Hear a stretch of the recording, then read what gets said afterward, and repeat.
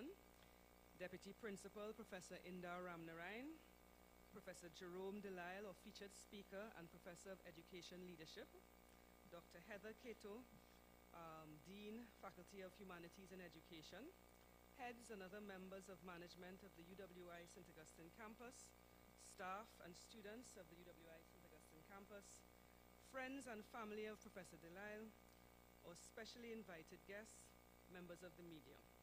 Good evening, ladies and gentlemen. I am Professor Christine Carrington, and I'm chair of the Open Lectures Committee, and I'm also the chair of this evening's proceedings. Now, we are very, very pleased to have you all here today for this professorial inaugural lecture by Professor Jerome Lisle.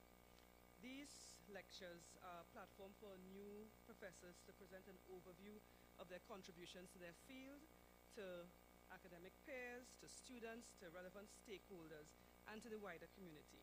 And they're also an opportunity for us to recognize their achievements.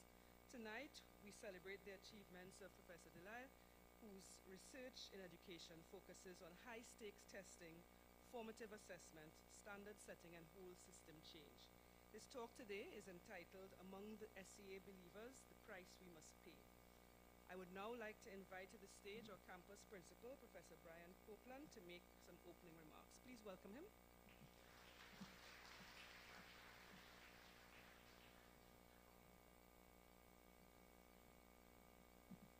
Thank you, Christine. Usually in these opening remarks, we go through the whole issue of what the inaugural lectures are about, but I think Christine gave a good description of that. What I wanted to do is just talk a little bit. But first, let me congratulate Jerome Lisle on achieving this hallmark sort of step at the University of the West Indies. Becoming a professor in any university circle is quite an achievement. It does take some work. I'll just walk you very quickly through the process. It involves someone who's involved in scholarly activity, teaching, research, doing some outreach, engaging with the community over the period of their career. And at some time when they feel that they're so deserving, they will apply to be so recognized. That process means that their work has to be evaluated by their peers in the department, by their higher order peers, if you like, in the faculty, and then it goes all the way up to university center. That's step number 3, and there's a 4th step. Once the university has determined that the individual is in fact deserving, it then goes to external assessors. So, Professor Lisle, you have been found to be truly deserving of promotion to the rank of professor, not just by the university community here, but by the international community of scholars as well. I'd like to give you another round of applause. Could you please join me?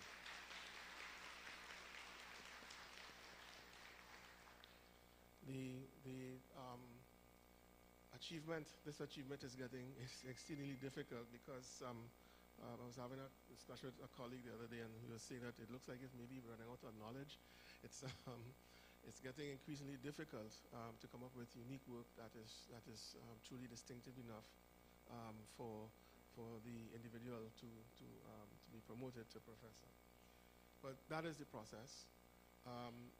This type of lecture is also important to us because it's a way in which we disseminate knowledge, information.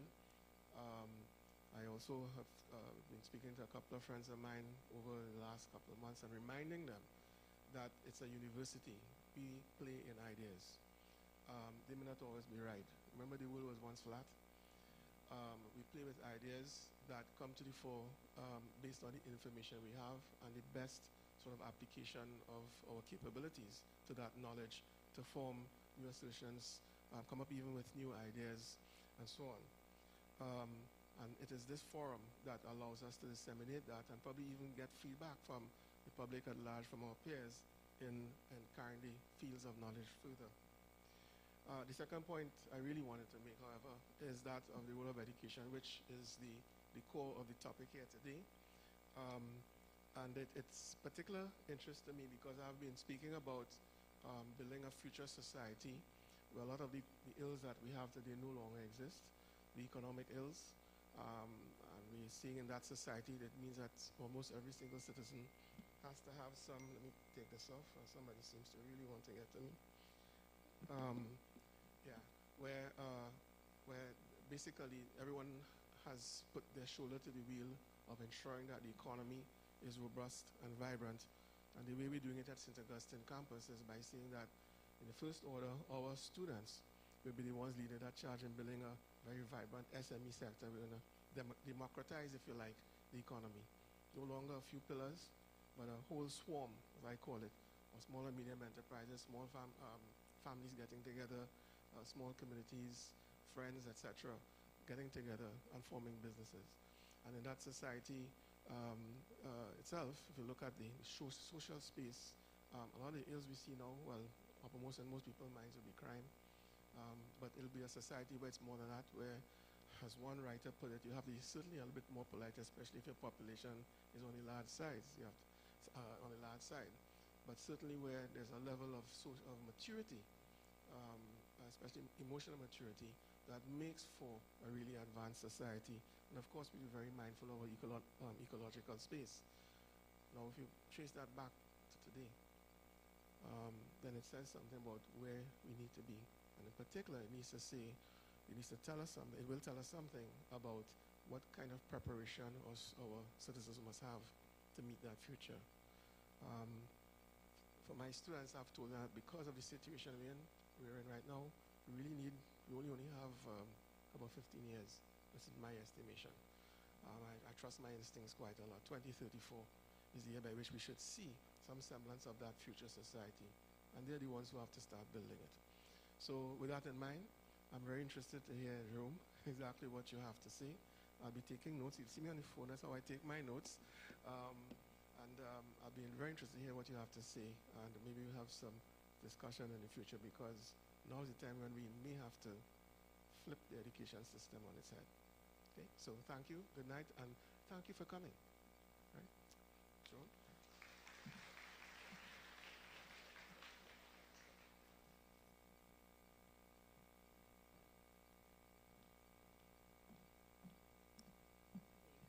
Thank you, Principal.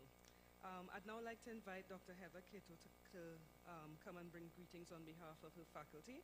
She's the Dean of the Faculty of Humanities and Education.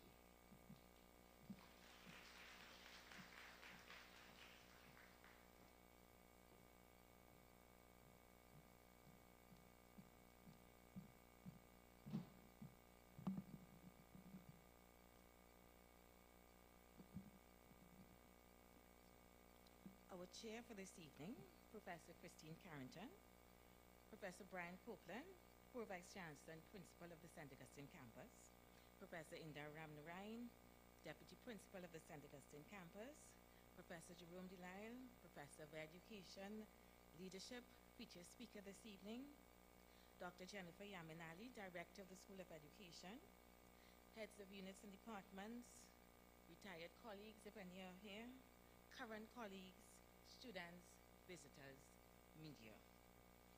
Welcome to this evening's professorial lecture. Welcome from the Faculty of Humanities and Education, and welcome to our School of Education. This is a very special evening for us as a faculty. This is the last of a group of 3 inaugural lectures in a very short space of time within the Faculty of Humanities and Education. Each award of the professorship and the subsequent honorific public lecture has made us proud and has given us pause as a campus and as a community to think. Perhaps, even more importantly, they have showcased and cemented the importance of the humanities in our society and stressed its role in critical areas of nation building. I think it is also fitting to end what we can now call the S.E.A Inaugural Lecture Series with contemplating insight from a UWI-produced professor in the area of education. Now, our UWI-produced professors of education are indeed special. After 25 years at the St. Augustine campus, I can only think of one, Professor June George, who, by the way, I worked for as a research assistant in another life. The other factor making this an occasion of special importance are the challenges of our education system in Trinidad and Tobago as we try and grapple with the changing needs of the 21st century. This week has been dominated by two events in our faculty. They both centered in different departments, but at their core, they dealt with one thing. How do we change our traditional approaches to education? By this, I mean teaching, learning, and researching. Change must come. The first was a project linking technology, science, and the arts. The second was a conference promoting the integration of mixed methodologies in the research process. What they were both simply saying is that it's time to shake things up. It's time to introduce new ways of teaching, learning, and researching. It's time to reach people who learn differently. It's time for equity. It's time to stop favoring one group of thinkers. It's time to stop valuing certain disciplines above others. It's time to embrace varied epistemologies and methodologies. It's time for systems and approaches more suitable to the Caribbean context. Our first Prime Minister, Dr. Eric Williams, left us with the analogy that the students of our nation carry the future in their school bags. And they do. Sparrow warned our youths to go to school and learn well. Of course, this was to avoid catching hell. I want to suggest, however, that the focus cannot only be on our young people and what we expect them to do. We must ask ourselves, what is expected of us? I think it is time for soul searching and introspection. We are all in this together. Policymakers, teachers, parents, students, I call you all friends. How do we effect change? I can't help but think of Professor June George's work years ago, when a young graduate student in history, and I'll let you figure out who that was sent to do ethnographical research based on oral history in Togo. The purpose was to get local examples to be used in science and mathematics in our textbooks, using activities that we did naturally as Caribbean people. It is 2009, I am now Dean, and we shall say just a little older. We must therefore ask ourselves, have we come as far as we should have? Fellow educators, I think it is time to buckle up. I think it is time for action. A new education paradigm is unfolding and evolving right in front of us. We have gone from STEM to STEAM to STREAM. We at the University of the West Indies could not have planned this event at a better time. We end a week of discussions about changing approaches to education and changes in how we actually create knowledge by getting insight from someone who has not only talked the talk, but has walked the walk. Professor Jerome de Lisle has been one of the most impactful innovators in our education system in Trinidad and Tobago. Although Jerome will be introduced by the director of the School of Education, I must share with you that Professor de Lisle has worked for me as a deputy dean throughout most of my 10 years dean. Jerome, I want to formally convey congratulations from the faculty. And on a personal note, I want to say thank you for your insights, your support, your dedication, and your hard work. Professor de Lisle's work is recognized locally, regionally, and internationally. Let me also warn you that we intend to stand on your shoulders as we bolster for the education revolution that is coming, and we are already beginning to feel some of the shock waves. So Jerome, be prepared. Thank you, ladies and gentlemen.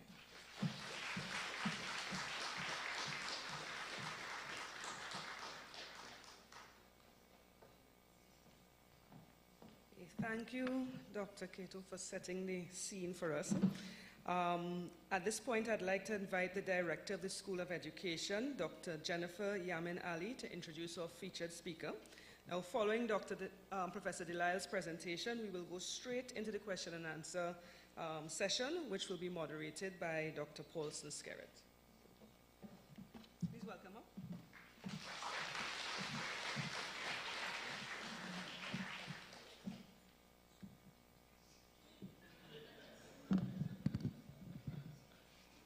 Good. That's the ice broken.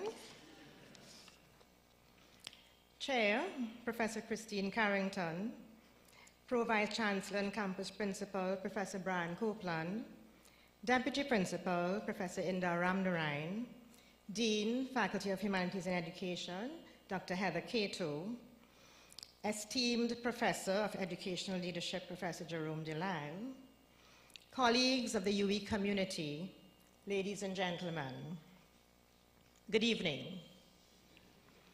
I consider it an honor, really, to introduce to this gathering Professor Michael Godwin Jerome Delisle.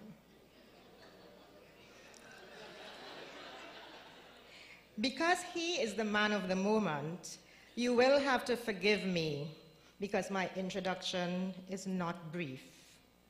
There are things you need to know about this accomplished fellow, and I won't deprive you of as full a profile as I could manage in this forum. Who is Professor Michael Godwin Jerome Delisle? I believe the professional world first heard of him when he worked as a field assistant at the Institute of Marine Affairs. He served as a teacher too in the school system for 10 years. Thereafter, he had a stint of 2 separate years as temporary lecturer in educational administration at the UE School of Education, St. Augustine, during which he earned his PhD from the University of the West Indies. He then skipped over to the Faculty of Medical Sciences, where he was appointed lecturer in measurement and evaluation for 8 years, during which he acted as head for the Center for Medical Sciences Education for 1 year. In 2006, for some strange reason, he decided that the School of Education would suit him just fine, and he joined the faculty here until now. In 2010, he was promoted to senior lecturer, and from 2015 to the present time has served as you heard, Deputy Dean, Graduate Studies and Research.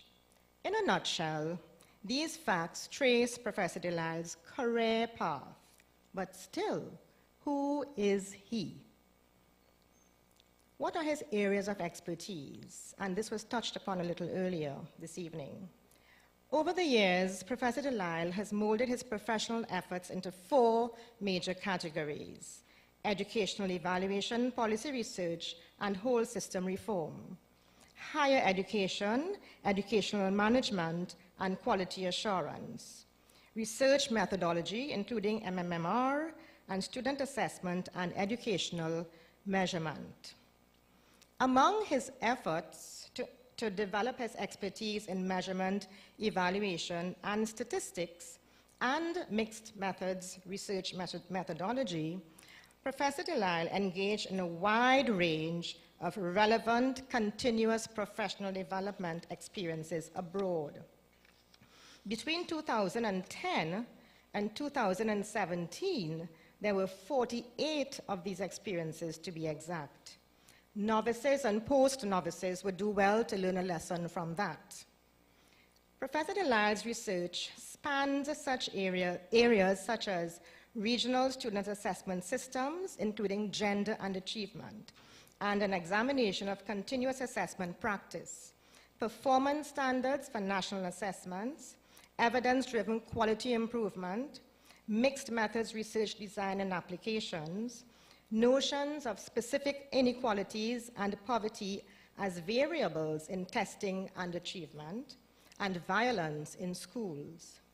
His research output amounts to 1 monograph, 4 chapters in peer-reviewed edited books, 33 articles in peer-reviewed journals, 13 peer-reviewed conference proposals, papers, and posters, and notably, 98 papers or posters presented at conferences and seminars. In terms of his research and professional work, the reality might be that Professor Delisle is seen in some circles as both friend and foe at the same time. While it can be said that his spirit and passion are grounded in Trinidad and Tobago, as evidenced in his work toward guiding and advising within the national educational arena, his local research is that of an insider who is able to remove the rose-colored lenses in order to see the reality for what it is and to describe that reality for us all. So that some of his work might have sparked some discomfort in certain quarters. Work such as The Politics of Educational Evaluation and the Complexities of Small Island Nation States, the Case of Trinidad and Tobago. Delisle et al., Data Use Across Educational Levels, Walking with Eyes Wide Shut, Analyzing Trinidad and Tobago's Response to the 2006 PIRLS and 2009 PISA, and there are others.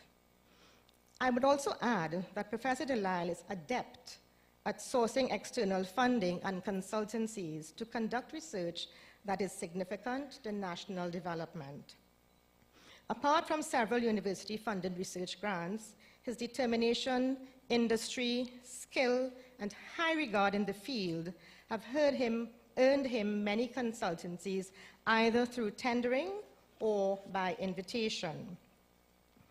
In addition to his core research, Professor Delisle has supported the local education system through a multitude of national technical papers and reports, which include statistical analyses of student performance on national tests, curriculum review, and standard testing for national assessment. He has presented his research in several international fora, including ERA, that's the American Educational Research Association, NCME, National Council on Measurement in Education. Just a week ago, I was minding his business, the UNESCO International Institute for Capacity Building in Africa hosted a week-long event on the occasion of the concluding meeting of Phase 2 of the UNESCO China Funds and Trust Project, co-organized with the UNESCO Headquarters Teacher Development Section and the International Task Force on Teachers for Education 2030. Professor Delisle was invited to participate in a consultation workshop and expert group meeting on developing an international guidance framework for professional teaching standards, with a view to an eventual consultation in Latin America and Guyana. I do look forward to that. Professor, I saw that some of the sessions in Addis Ababa were in French. I bet you were delighted, seeing that your name is actually pronounced Delisle. Private joke. Between 2013 and 2017, Professor was invited to present keynote addresses at the UE Inclusive Education Conference, the 19th Conference of Commonwealth Education Ministers, the IDB MOE Research in Education Symposium 2014, and the UE Symposium on Research, Enterprise, and Impact. Right at home in the UE, he was recognized as most outstanding researcher in the Faculty of Humanities and Education in 2016 and 2014.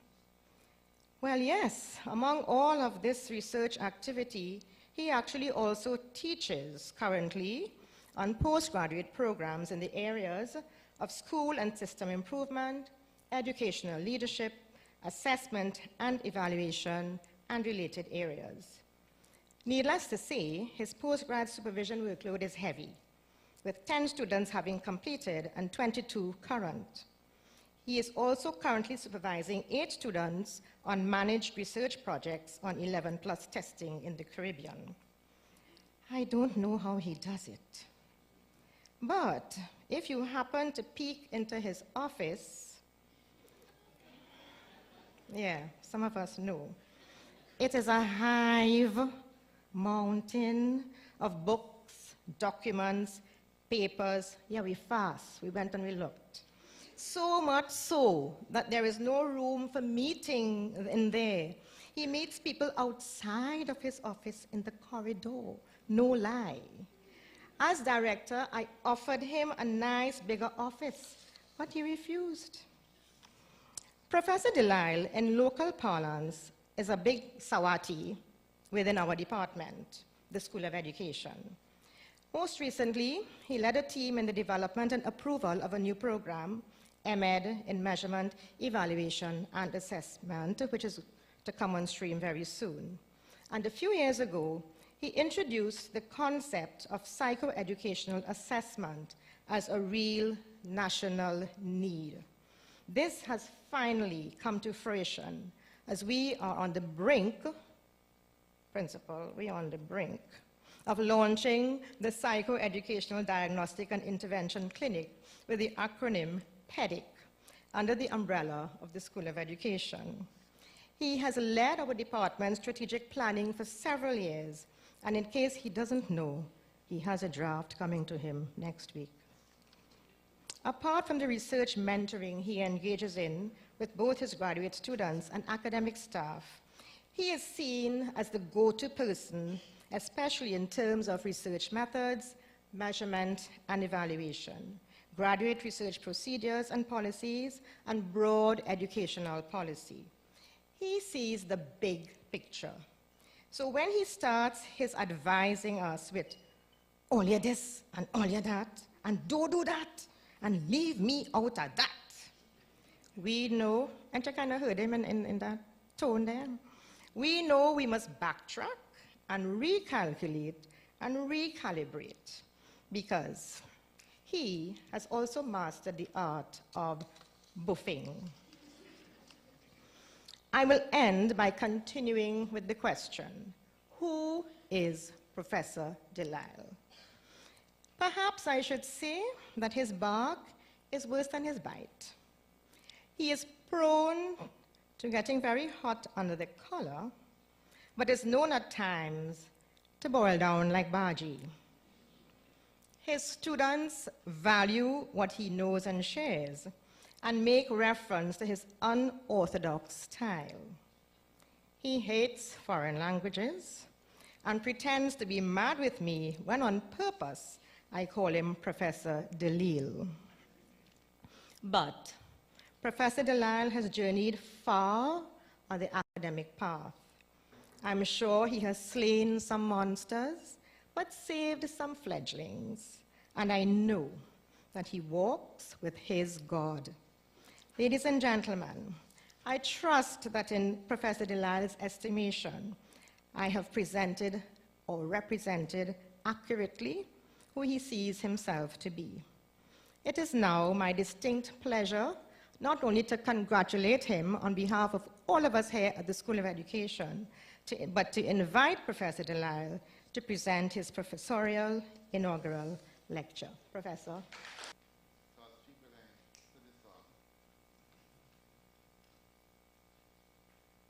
Thank you for the introduction, Dr. Yaminali, and thank you for the introduction to everyone, Professor Copeland, Professor Ramnarain, Professor Carrington, and Dean Cato. Of course, Dean Cato had a very important role in ensuring that my application for professor went through successfully, and that was quite nice. I think she fought for me, and I do appreciate that.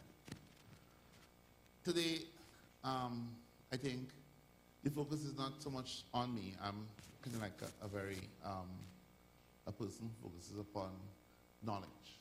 And I think Dr. Yaminali talked about my coming back here. I think it was very successful at the Faculty of Medical Sciences. In fact, they did ask back for me more than once. My focus in coming to the School of Education was to contribute towards the education system. The way I do it is quite different to the way it's done locally. The purpose of a researcher is really to share knowledge, to create knowledge. And that is what I do. I create knowledge. Whether it allows me to become a professor or not, it doesn't matter. So I've been following a career route and, in which I've been trying to develop knowledge. And one of the areas that I do would be the common entrance. And of course, I've published a whole series of work on the common entrance, on the 11 plus, whatever you call it, it's the same thing. GSAT, C, PP, the Caribbean keeps changing names. It's 11 plus. It's the original 11 plus. It was always the 11 plus. Why am I building knowledge on it? It's not for self-promotion. The idea is, if you had to change policy, if you had to change a system, you need knowledge. And when funding agencies look at Trinidad and Tobago, they often find there isn't enough information to guide a change. So the more researchers, and that's a key job of persons working in a university, the more they're able to generate knowledge, the more successful we'll be in change. One of the differences between Trinidad and Tobago and Western countries is that in Western countries you have think tanks, you have policy centers, and these centers include researchers, and all they do is research. And so they're able to generate ideas. The people here, especially in the School of Education, our main job often ends up to be teaching. I was very fortunate to have the experience in the Faculty of Medical Sciences in which you were very strong researchers. Professor Melville, the late Professor Melville, Professor Carrington, all the young, excellent researcher. And so you learn that to be successful, you really need to research. Research has to be part. Professor Dishon, excellent. And so when I came back with those models. There were models here before. Professor Durjai, who is in fact a great African scholar in educational psychology. Mr. Keller was a regular consultant of the Ministry of Education. But in coming back, using the model that I learned in medical sciences, you document your work and you create themes. So I have all of these themes. So let's start somewhere. And I hope I can. Oh, okay. No. Oh. Yes, let's see this. All right. So that's me. That's the title. It's a very strange title. This is the second part to this conversation. The first part didn't go so well. I gave it as a feature address in the Conference on Inclusive and Special Education. And I think people didn't fully understand. One person wrote, well, there were many nice pictures. We have pictures again. But we use pictures in our work to help people reflect. So you have to feel. When you see a picture, you have to feel. And what we've done is also to include the very harsh voice of Eric Hoffer, which will be read across the pictures, and hopefully you will be able to understand what we're trying to say in the picture. There was one man though, and I really respect his work. He's a Trinidadian from Berkeley, Professor Frank Worrell, and he was paying attention and said, why is he watching me like that? And at the end of it, he was thinking about what was presented. And in fact, we had a conversation about the extent to which he benefited. He went to St. Mary's, and he's like, wow, that's a real professor. He has all of these 30, 40 articles a year. And he said one thing that his experience with St. Mary's gave him was confidence, that he could do anything in any part of the world. So that there are benefits in having our system, our grammar school system. But there's also a price that we must pay. I don't try to offend people. I just present data. The IDB loves that, actually. I recently, a student quarreled with me in a conference, not my student, a student from sixth form. And I was presenting at the conference, and she didn't like the data. I don't speak, the data speaks. What happens is I see a lot of data. I also understand data well. For example, you will not see much data here, but I would have seen, I have common entrance data up to recently because there was another consultancy in Ministry of Education. I've written an article with 11 years of common entrance data from 1995 to 2006. That's a lot of data. We had to actually buy a special computer just to work it. So I see data. So I see what people don't see. And because we're in an environment in which information is not shared, I kind of realize that people are not seeing what is happening. People talk a lot, but it's not with the data. So sometimes, even if I say something, you know, it's maybe just look at the data yourself eventually, once you can get it, because in Trinidad, 2 people hide data, and get to understand why I am saying that. Okay, so let's go. This is a very long presentation. So we will try to be longer than an hour. And there's an actual intermission, which allows you to ask 5 questions, and then we go again. So it's kind of like, yeah, it's very, very weird. So this is it, the first part. Pictures. David Rudder. I begin to talk about policy, what led me to this. And I don't share it, so no one knows about it. You will be the first person, and probably last, who will ever hear about this. An elitist worldview, how we began creating a typology for the S.E.A. Then we look at some pictures, and then we'll have your questions, because I know you have many questions on this particular topic. That's not a good thing, but that's okay. The second part deals with poverty and the S.E.A. And we have data which looks at who wins and who loses. And I don't know why people don't know, because it's data that is available, but that's okay. The price we must pay, how we look at evidence-informed policy, how as a post-colonial system we could learn. And a post-colonial system is a system that has passed through colonialism. And now we need to be what qualitative research says, called reflexive. We need to look back on ourselves. So sometimes when I speak, I know people don't understand this. I say you. Now I'm saying you because I'm doing that. I'm coming out and I'm looking back on myself. I'm looking back on the society. I'm doing the reflexive thing. And we have to do that. Societies which are successful are able to look at themselves and look at where they are going. And then we have some more questions, hopefully not too many, and that will be the end. So, just to understand, I don't try to do everything. What I try to do is, this presentation is on public exams. My main area is systems and policy reform. As I get older, I'm totally into policy at this point in time.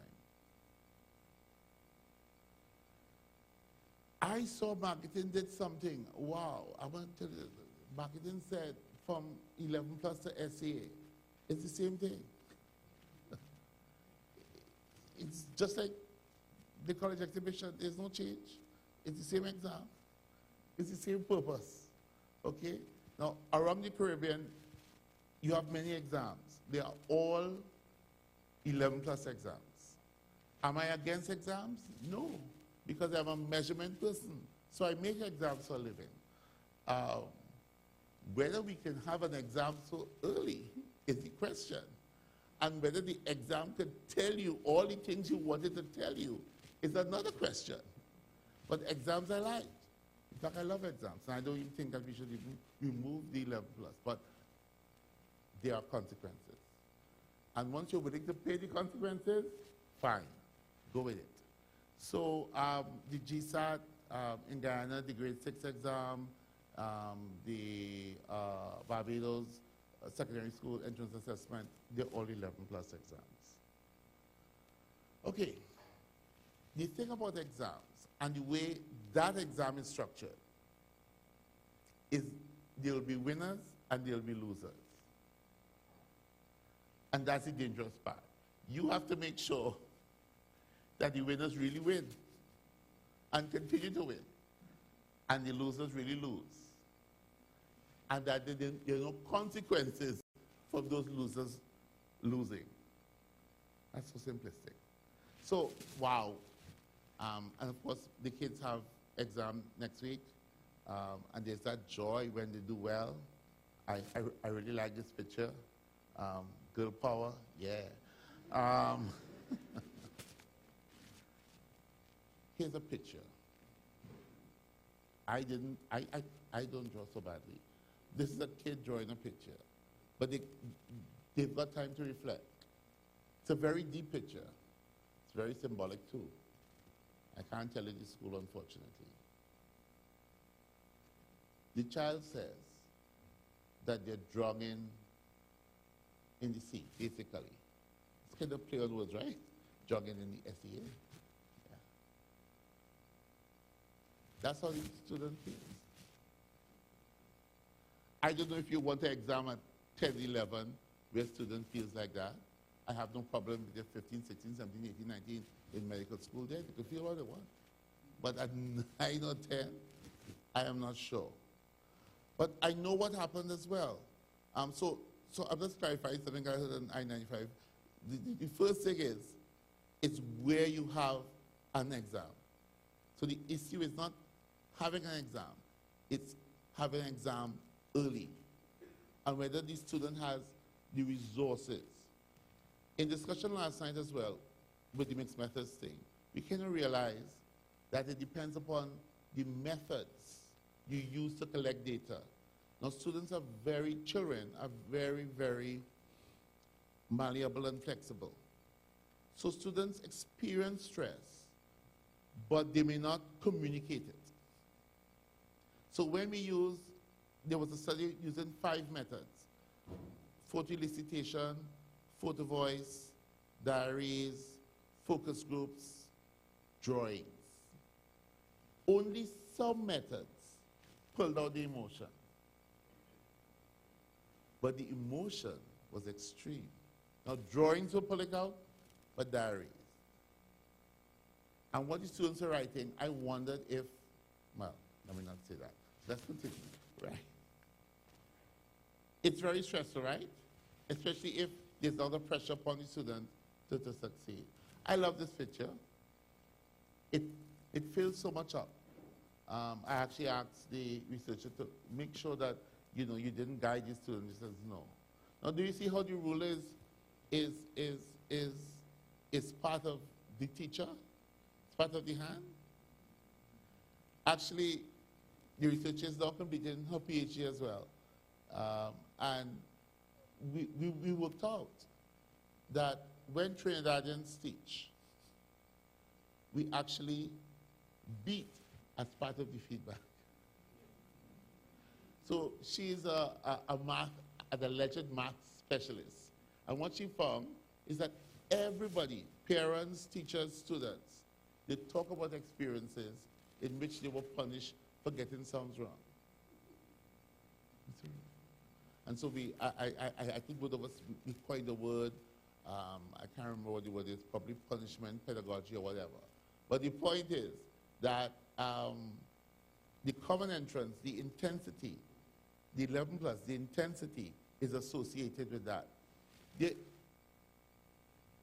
are other factors as well. If you look at that, the child is referencing herself with other people. she's also referencing herself with a score. There's a practice that has developed in which students do practice tests all the time. And they get a score. And they say, well, you know, hopefully you will improve that score. So the child begins saying, well, there are 84, or I got 83, or 82 yesterday, and hopefully it will be better.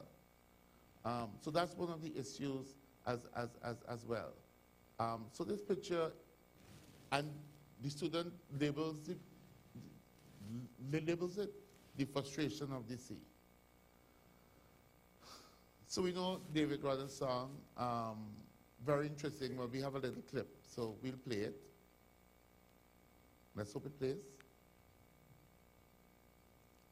Almost everything works except that.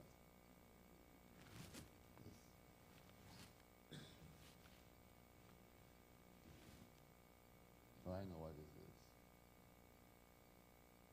That's why I wasn't seeing my transitions. Yes? Press?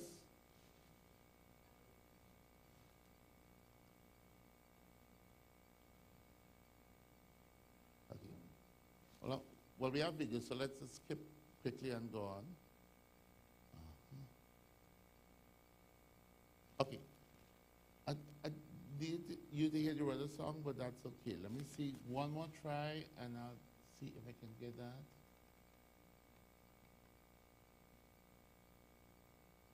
I don't know why.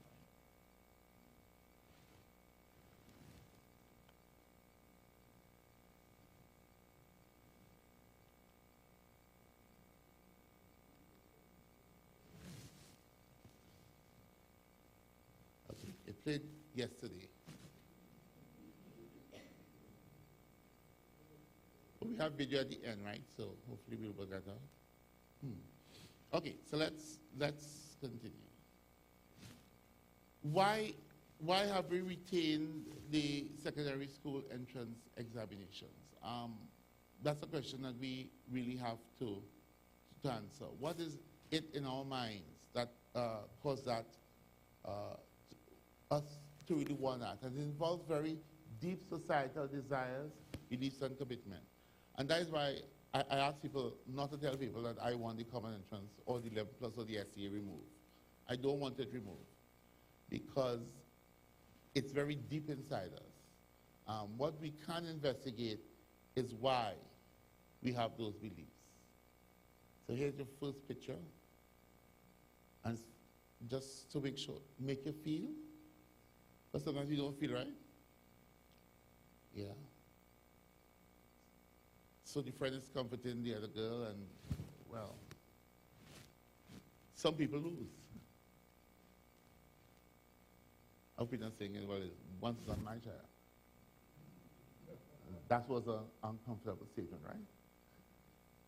So most Trinidadians are comfortable with the 11 plus selection, even though they know that there are unintended consequences.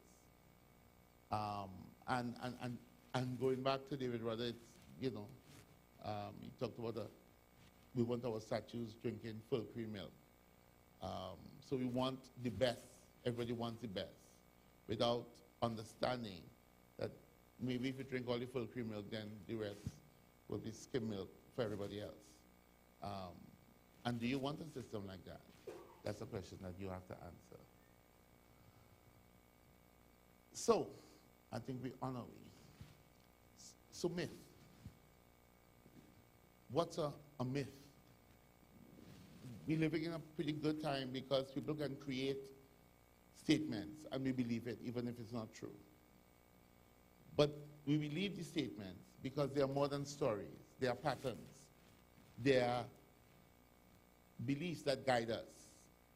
And so we are suggesting that what structures the S.E.A would be those mythical beliefs that we have. Let's look at this ad. What does this ad say? It's a nice girl. She's done well. She came first. Yay. If you come first in 11 plus, that means that you'll be a brain surgeon. So that's a problem because, fine, if you get 2,400 in the SAT is fine. You'll be going to Ivy League College, and maybe you'll be a brain surgeon. So Trinidadians know from 11? You understand that, right? Don't feel offended. Something must happen. Okay.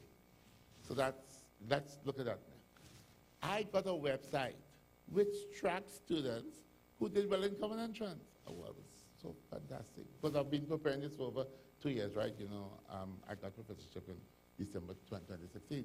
So, yeah, it tracks the students. That's so fine.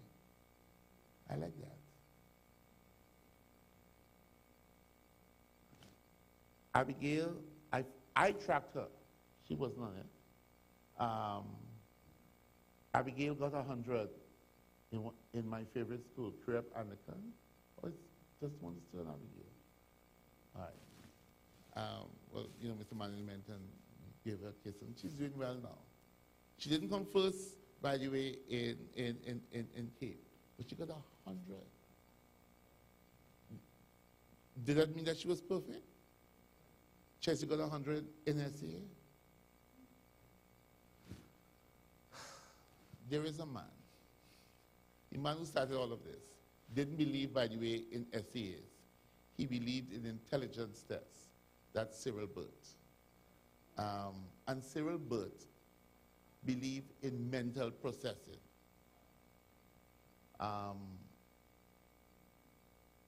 Mental processing is one form of intelligence. It's not the only form of intelligence. That is how fast somebody can think. It's like mental math. But there are other ways to be intelligent. For example, currently, our focus is on deep learning. That's when you go down and you understand and you see connections. It's a completely different type of intelligence. So what Cyril Burt understood then is not what we understand now. But we are living with Cyril Burt. This is a little hard to explain. How do we know that an exam is doing well? It depends upon the number of false negatives. In other words, the students who pass for non-grammar schools, for traditional schools, you have to be sure that these negatives are true, that they're not bright, and then you can rest assured. So a false negative would be students who've passed for those non-traditional schools, and they're not doing, you think that they're supposed to be there, but they're not there. Actually, when I was driving the car today, I kind of worked out that I could work out the number of false negatives. I didn't put this slide for that. I'll tell you about that later because it'll just waste time. But that's very, very, very, very interesting. Are there false positives? Well, that's another point. One of the things about false negatives in our system is that the cut score depends upon the district. So I knew that even when I was about to teach, and so I went to a school far from me in South, in which where the cut score will have been very, very high. And I knew I would get false negatives because I wanted to see these false negatives. Because everybody's saying, oh, this 11 plus is a wonderful thing. This essay is a wonderful thing. But let's really see. So I can skip that because I'm telling you my story now. I don't know, I'm telling you my story. This is skip. I probably need to talk about that a bit. So I chose to go to my first teaching assignment, as you will see later, would be San Fernando East. At that point, you didn't have Barcourt Junior Sec. And so San Fernando East would have been basically when people choose, they will choose Naparima Convent, the Naparimas Convent, Martech. Astra, maybe, and then they will go San Fernando. So that the score will be very high. But what happens if the teachers believe that since you pass for Judice, you're not bright? What happens? And that is the gist of all of this work on the 11 plus. Looking at what we believe, there is something called a worldview. A worldview is the way we see the world. And sometimes we are preoccupied with merit and cognition, about brightness. And that people who are bright, even today, for example, and listen to radio, I love listening to radio. I try not to watch television anymore, I don't have one. People talk about some students deserve to go to grammar schools, and some students don't deserve. That's a kind of preoccupation. How you will know that? God will know that. But I'm not sure whether humans can make a judgment, especially on the basis of an achievement test. Now, I want you to know that Cyril Bird, who invented the 11 plus, who said that the best time to test 11 plus, did not believe in achievement tests. He believed in IQ tests, which he believed to some extent would have been culturally, wouldn't pick up as much of the culture. So we're going. I hope I'm not losing you. I really hope not. Am I losing you? I really hope not, because it's a little heavy sometimes, and I could get lost. It's hard for us to see where we could go, because we are all products of the 11 plus.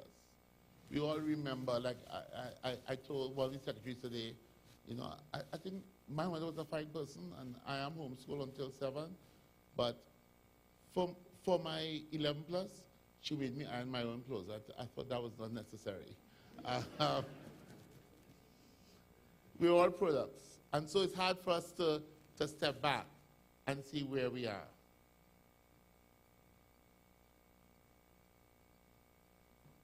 So how did I begin thinking about that? I told you about the false negatives. It's really beginning because my mother decided that she didn't want to send me to school, and thank God my father intervened, and was trying to homeschool. At 7, I went to primary school, and then got skipped in another school. So in 4 rows, I would be 9 years of age. And they put me down for the common entrance. So I was home in the police compound. We were living in the police compound opposite Forest Government, and I'm hearing my name calling and say, "Are they mad?" You know, because I'm a little boy. And then when I went to Tranquil, my father said, "Look, that's a bad school." He was a bad policeman, so he just move us.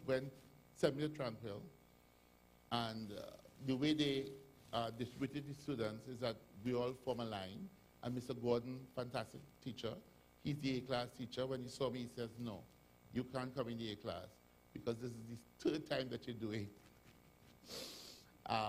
the 11 plus. I said, "But I haven't sat it." He said, "It doesn't matter. You will corrupt this." So I said, "Okay, fine." So I went with the repeaters, okay? And that's where it's going to come in, because I met these repeaters. And when you're homeschooled, you learn where you are.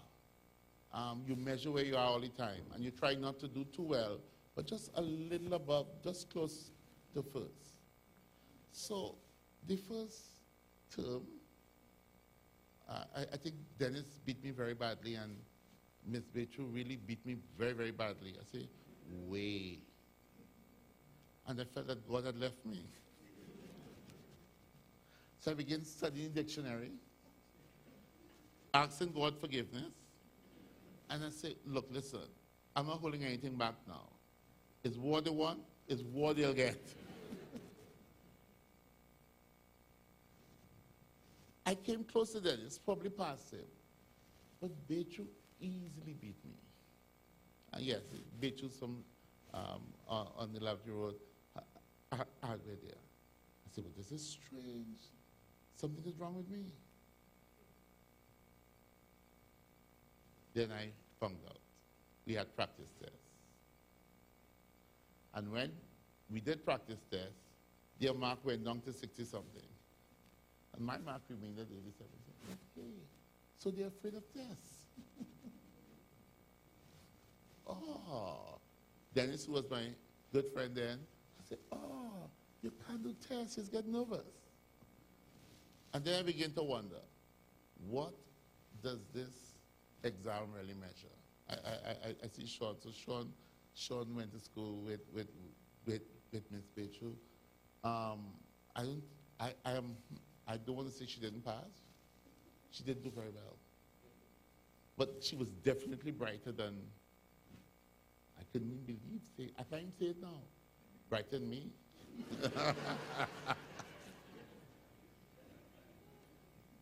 It's hard, it's hard.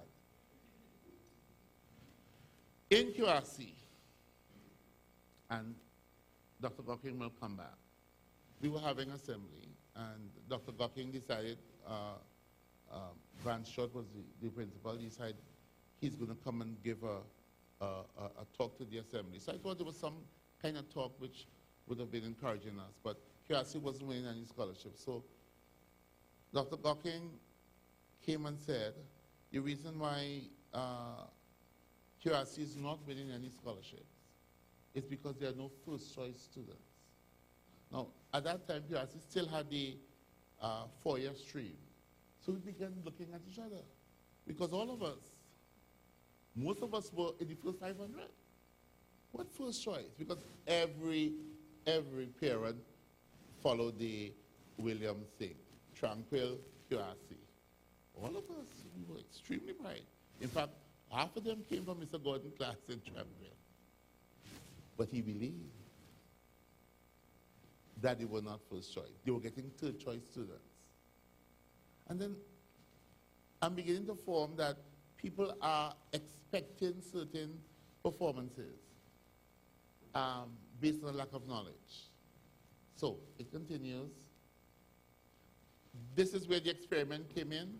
I came to it in the interviews. Well, I saw actually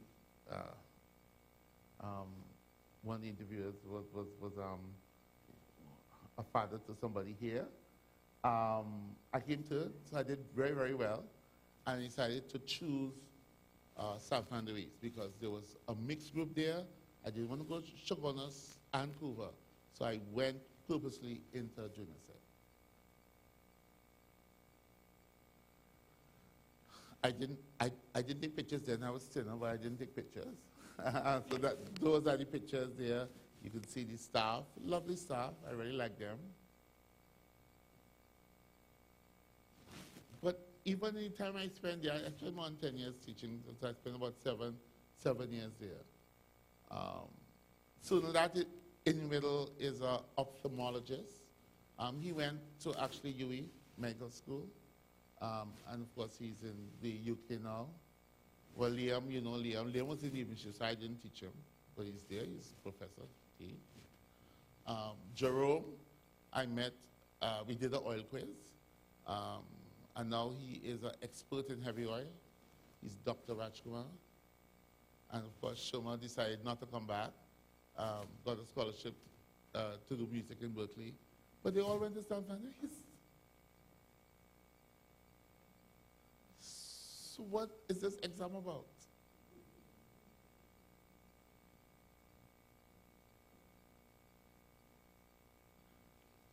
So the beliefs are very powerful.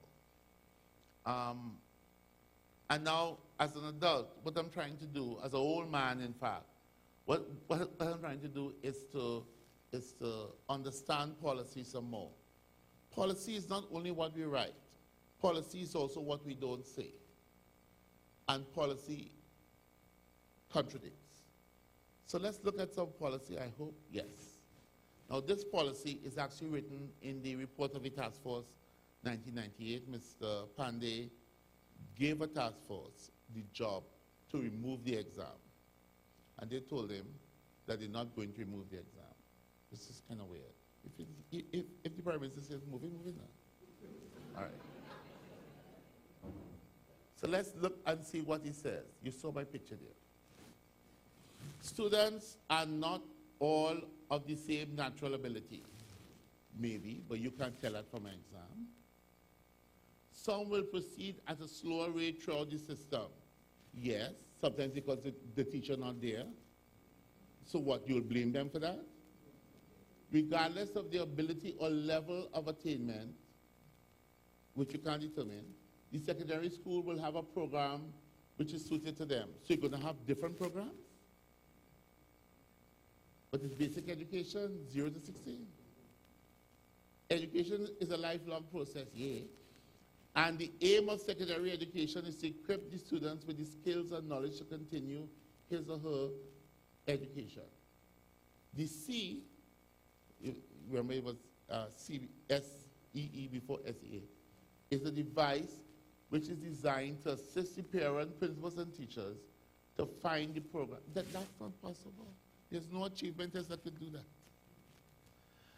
As Dr. Yamin, I'll tell you, my main area is assessment, and yeah, the idea, the plan for the psychoeducational assessment unit, you can't even use a battery of tests, which is what we use, to be able to say what is ready for a student.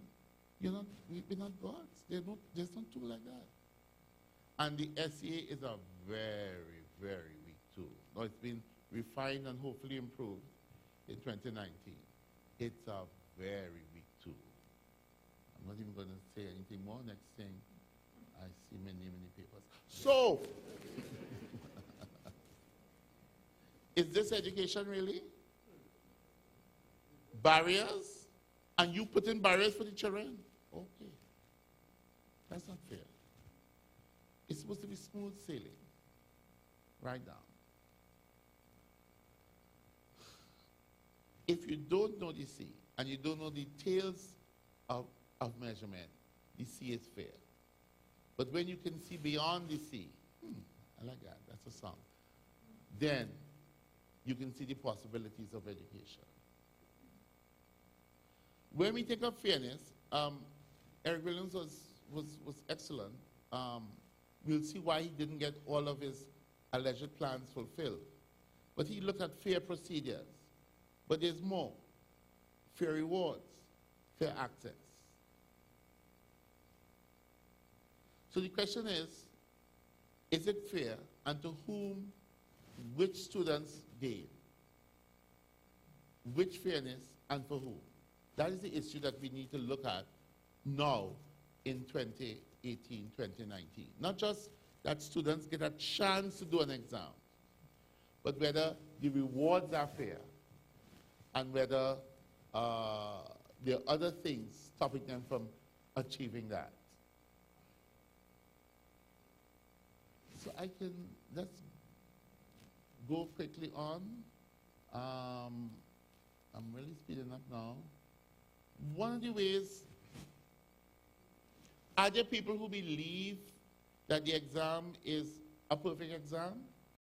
What we tried to do in the last 4 years is to create a typology, a theory, to explain who are true believers and who are not true believers. And what we use is some common theory on social and radical movements, which says that you don't have a single true believer.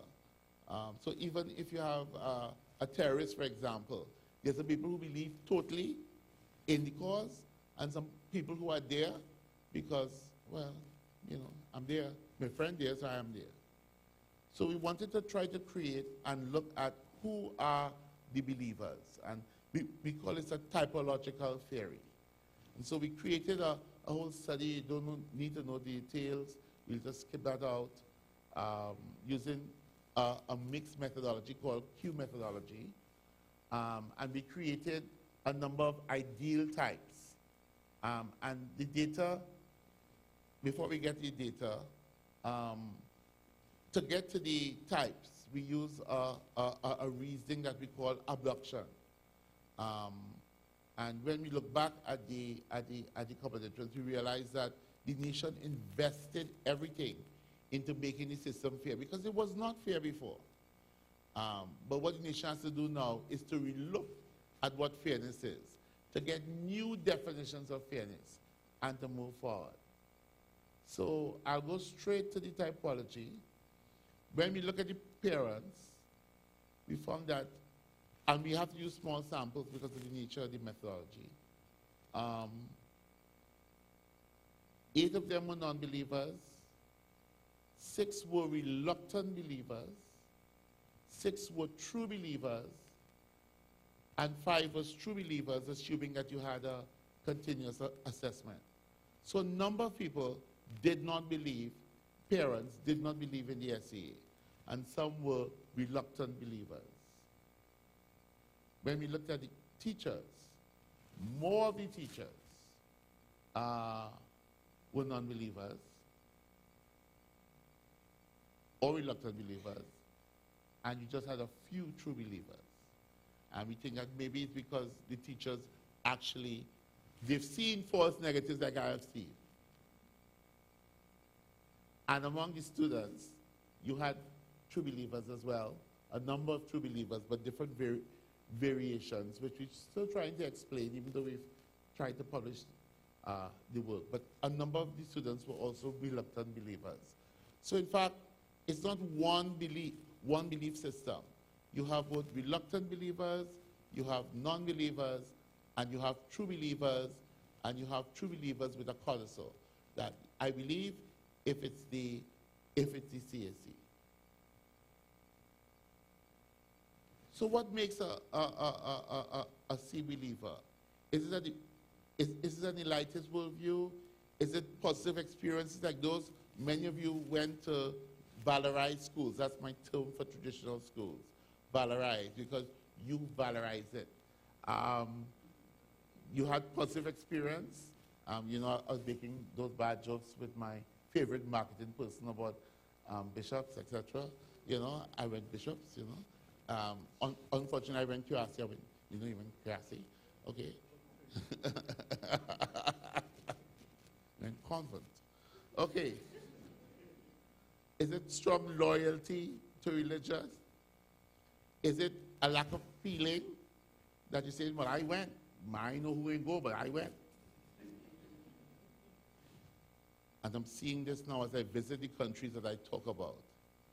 Is it a lack of connection to the role of education in an economy? Because when you go to Singapore, I know Mario talks about Singapore, but real Singapore, they focus on surviving 10 years from now. And so they understand the role of education is to make sure they survive. And our sister country, Norway, they have oil, use it better than us. Again, the focus is on where would education take us. So, these are some beliefs. I'm trying to go as, oh, this is a new idea that we have been playing around with. I know the minister talked about removing, not publishing the names. And technically, that is technically correct. But also, do we trust the system? Now we ain't seeing the names, we get frightened. So we're kind of wondering whether the exam, because we don't trust each other, and rightly so, yeah. Because you laugh, I'll have to explain that. I'm pure measurement. At least half of me is pure measurement. The people I meet doing measurement in the US, because the US is a seat of measurement, have a strong sense of social justice, a strong sense of fairness. In fact, the new standards that are written for education psychological measurement is a separate chapter on fairness. I don't always see that in Trinidad among technocrats. So you have to be fair.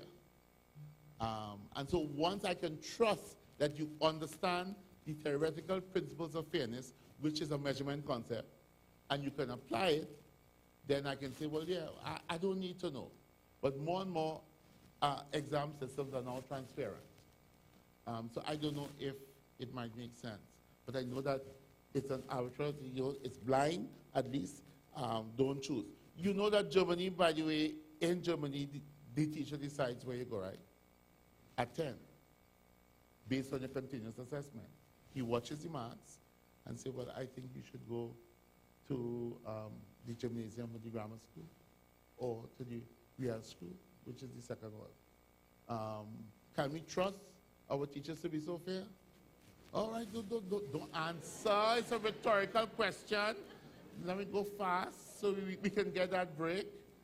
You're losing it. So the book of The True Believers from Eric Hoffer, and I just want you to look at some pictures and listen to some words.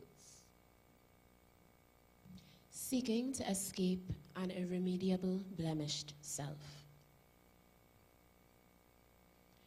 There can be no genuine deprecation of the present without the assured hope of a better future.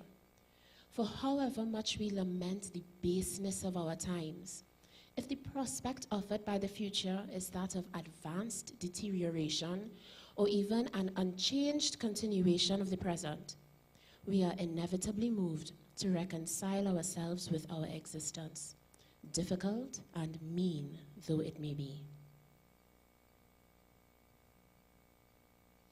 The innermost craving is for a new life, a rebirth, or feeling this, a chance to acquire new elements of pride, confidence, hope, a sense of purpose and worth by an identification with a holy cause.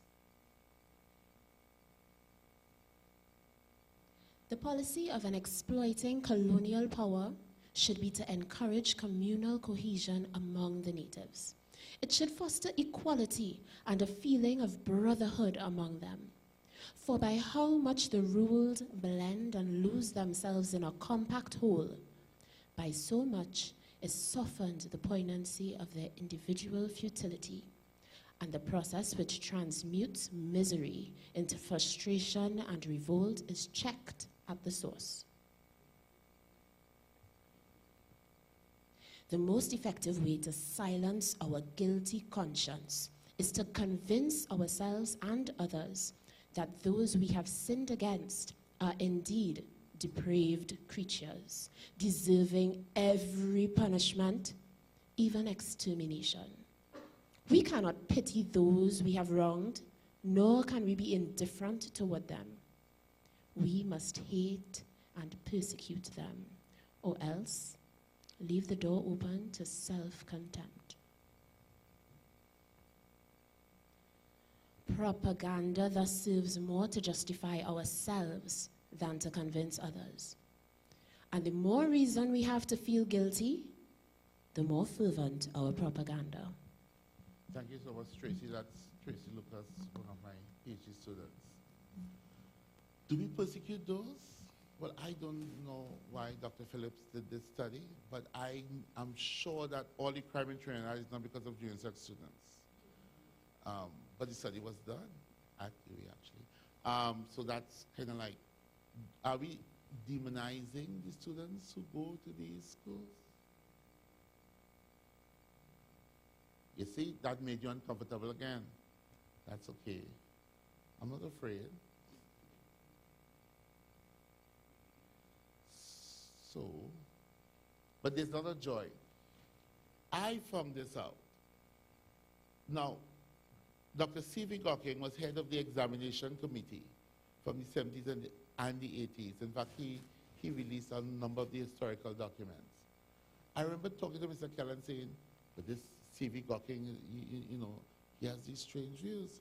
And Mr. Kellan said, well, you knew him fully, meaning that he has even stranger views. Eric Williams brought C.V. Gocking in, along with, it should be Romain, right? As the chief education officer and something else. Dr. Gocking is not in education. he has a very, very good history, sociology thesis.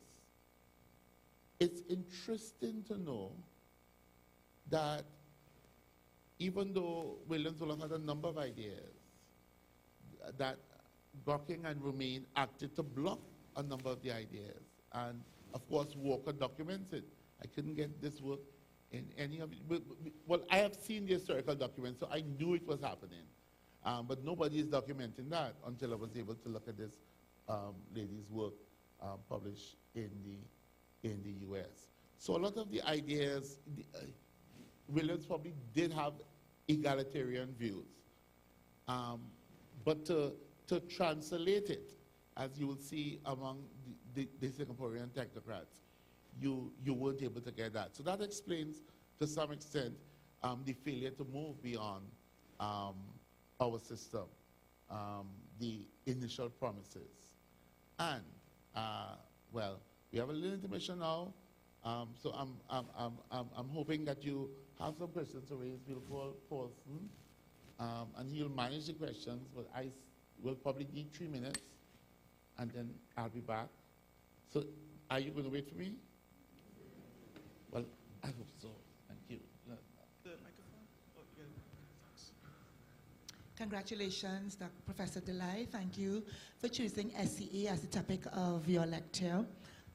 Actually, I was thinking that we could have had a little space in this room for students who will be taking that exam next week. I think this is important to them.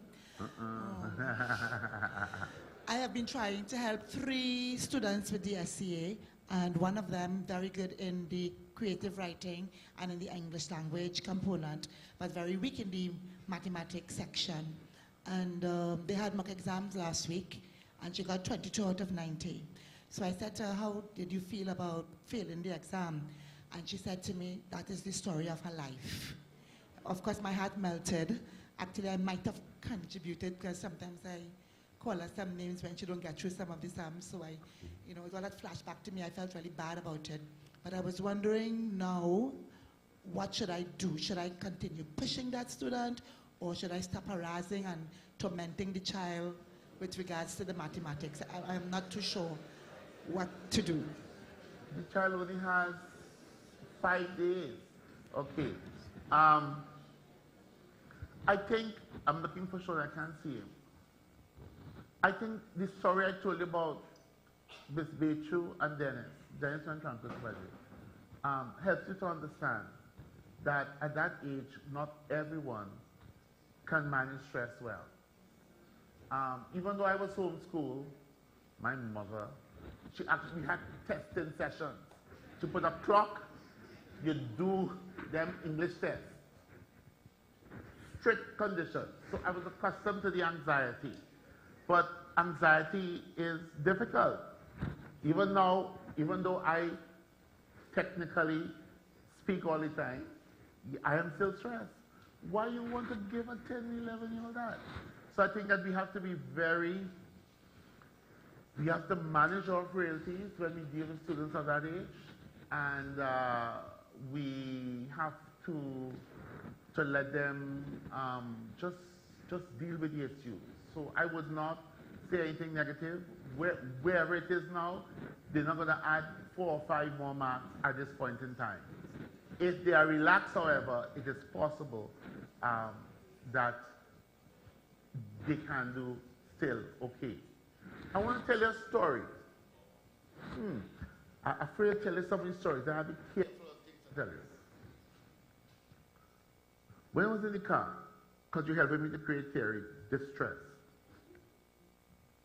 So, in national tests, we use different ways of sort of looking and seeing where students are. We use very advanced ways. We use item mapping, IRT, we use RASH. So I map each of the items. So I will know which students can do which items. And basically national tests will be about 13,000. There are 6,000 students out of the 13,000, yes, I did count them, who all perform the same. They're from the private schools, they're from some of the better schools, primary schools. 6,000. But you don't have 6,000 places in traditional schools. So it means that some of those students, which I am seeing, I can swear because we use different methods of standard setting, they're not getting places. And I am wondering if they therefore depress their performance. They say, well, all right, I passed for grammar school. I'll college school. I passed for Tranquil. I passed for Woodbrook. But the student has high scores. We met another person. This is not like Miss Bechu. This is not high anxiety. You know sometimes how boys do work? They kind of like, they're doing work for 30 minutes and then they just kind of like fade away. You know what I'm talking about? Well, if you fade away and you fade away on 3 questions, that is the difference between first choice and third choice. Ah! So why do you trust so much? Measurement suggests that the exam cannot do what it does. Now, the way to solve that in measurement is to, you wouldn't like this, to make the exam harder. To have harder questions so that you spread out the scores. And so when you cut clean. But if the marks are clumping, and you should have known when they told you, that they have to go to 3 decimal points, it means the marks clumping. And if the marks clumping, you also create false negatives. Is that okay? Let me stop before I get in trouble. So we'll take another question. And we're excited to get back to your presentation, Professor Lisle. So the audience is wanting to hear more from you, so we'll take one more question. Okay, and then we'll no problem. Okay, as a follow-up to what you just said, what are your views on the principal's 20%? Oh, Lord. Doesn't that make that is my vice principal. That is my, oh my. I don't answer that. Well, Norwell London has looked at that issue in 1989 in McGill Journal of Education, and he looked at from a different perspective because he's a comparative educational person. I suspect that we have to look both at the shadow education system, which is the extra lessons, as well as the 20%. But we can't look at a particular policy without looking at the whole thing. But yes, it's part of the natural unfairness of the 11 plus. But remember, the 11 plus is a system. Stay with me. That allows me to tell you something else. Now we're going to look at Hong Kong, hopefully. You know, Hong Kong, by S.E.A, removed the 11 plus and 70 something. They say, we ain't care what you think. No 11 plus. But they found that the people were still examination focused. So what they've been doing for the last 10 years is emphasizing classroom formative assessment. There's a whole section in the Hong Kong Examinations and Assessment Authority which just deals with helping schools focus on using assessment for learning. So even if we tinker with 11 plus, the expectations, the beliefs, and the practices may still remain. Is that okay? Is that a fair answer? You have to move these guys. So, okay, so I'll get back in. It's not much more, you know. I just didn't cut everything, but I want to hear you. I think it's better to hear you. Okay, so you okay? It's playing all right. Right. So where was I? I can't show you all of this. I'm skipping that out too. I'm skipping all of that out. Then we just look at the graph. Don't even look at the table. It's going to get published one day. Okay, yeah, but it is being published. All right, I know it's heavy. So let's go through it very slowly. We change the color, so I have to look at it. Those are all the secondary schools in Trinidad and Tobago. This is PISA 2009 data. The blue would be the public schools, and the dark would be the private schools. Everybody okay with that? Make sure you see this. Yes? The line that I have the yellow marker on is the relationship between student performance and students' socioeconomic background between schools. That's a hard thing to understand. Each school, hold on.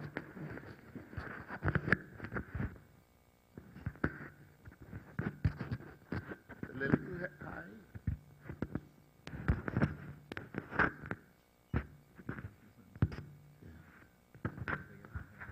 Yes, I'm here, so we wouldn't waste time.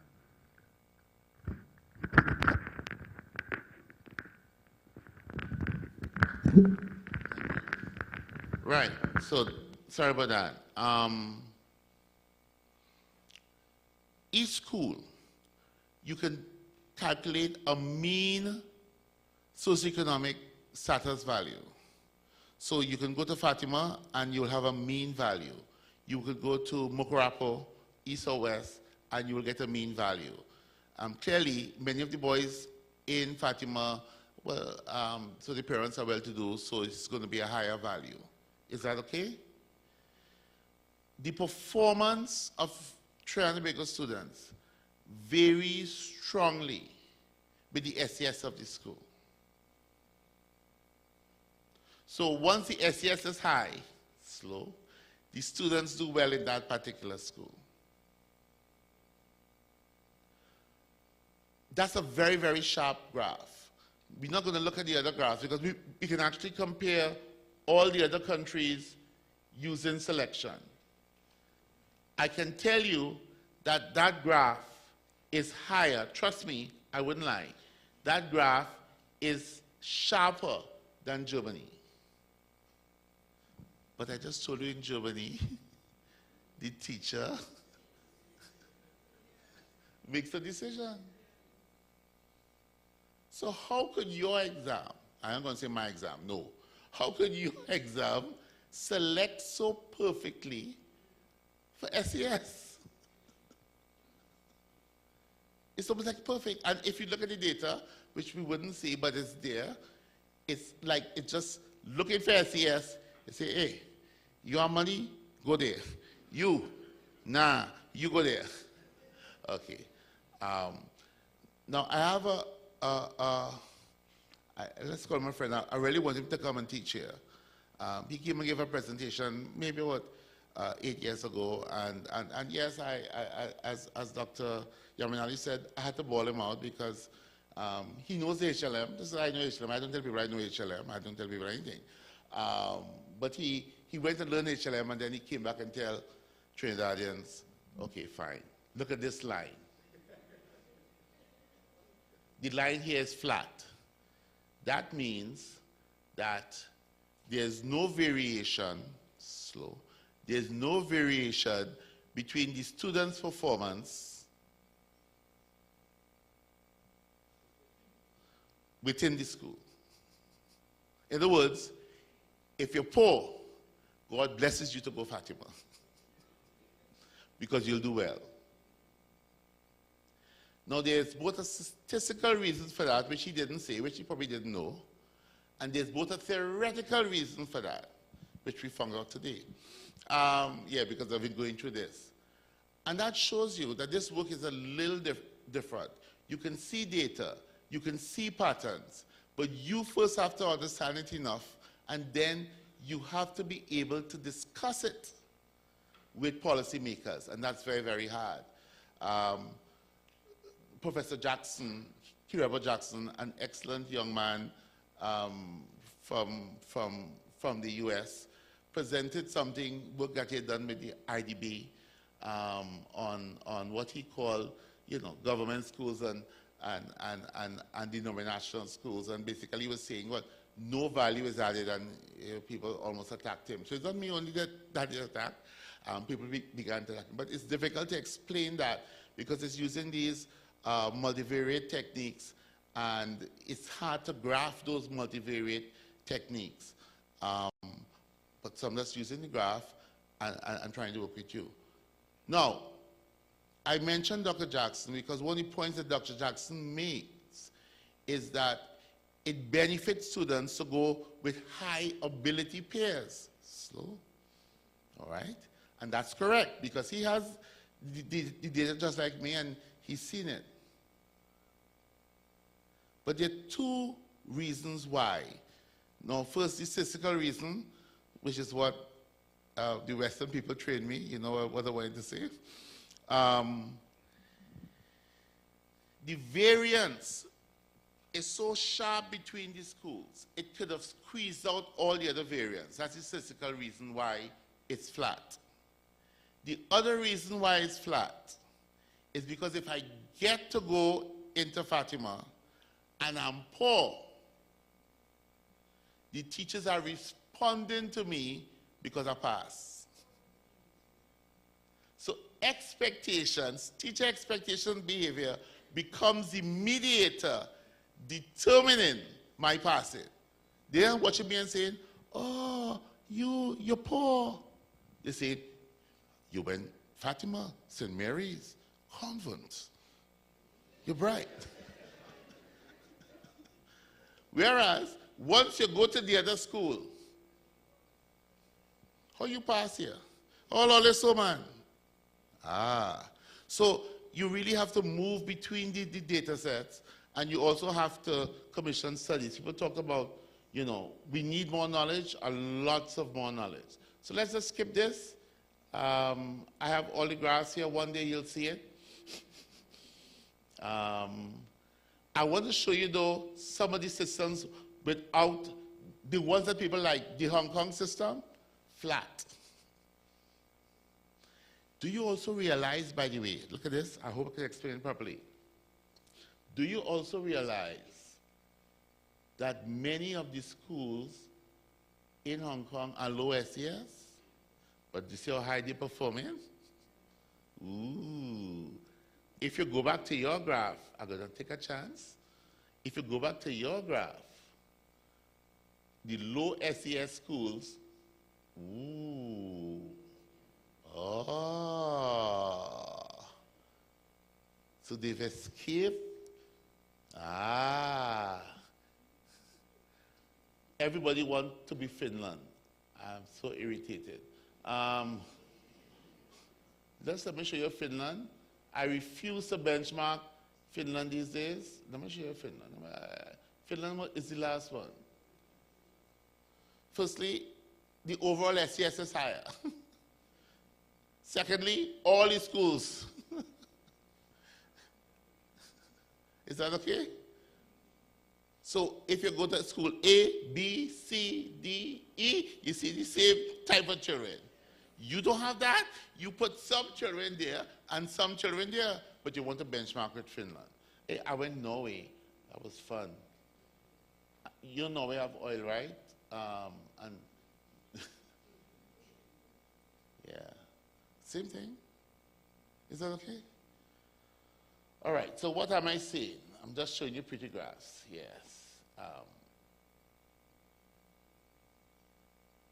I explained this effect. This is the one that we work out today, that teachers were the mediator, probably are the mediator.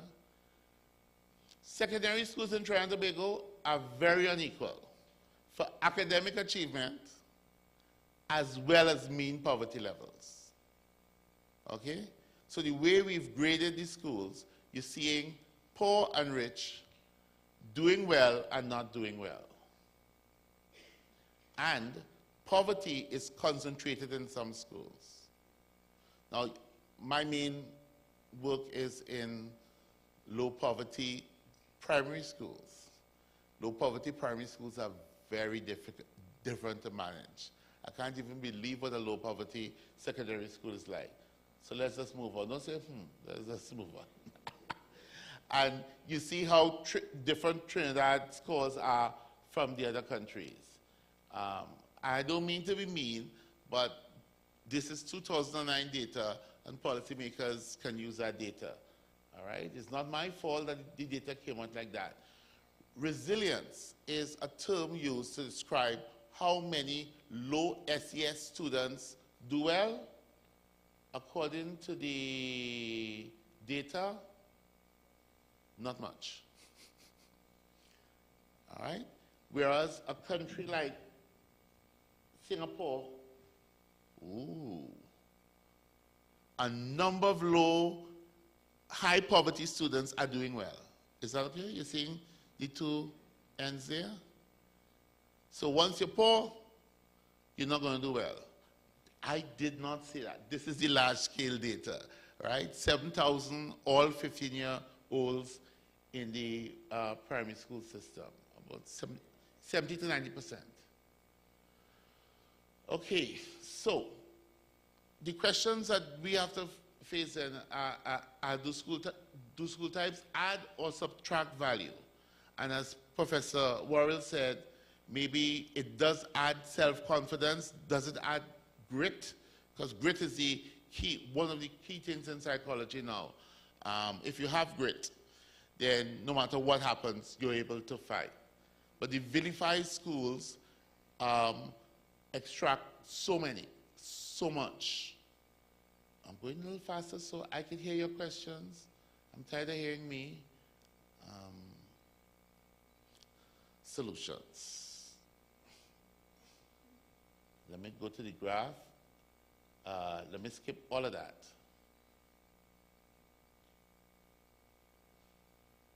Oh, I forget I can use this. I'm going. Oh, I see. Before I go to, I want to talk about the price that we must pay, which is the title. Those are some of the questions we need to ask. How many high achieving students do we really produce? Do those students even stay in the country? That was just a joke. Are some students just high achievers and not critical thinkers? How persistent is rote learning in the system as opposed to deep learning? Should we focus more as a country on ability, or should we focus on grit? No matter, what your ability is, just work hard. Are we really focusing upon holistic education? Are there cracks and crevices in our system? Are some geniuses getting lost along the way? That's what you see. Now, watch this. The red dots are bad. The blue dots are good. Is that okay? I try to simplify things because I want to finish.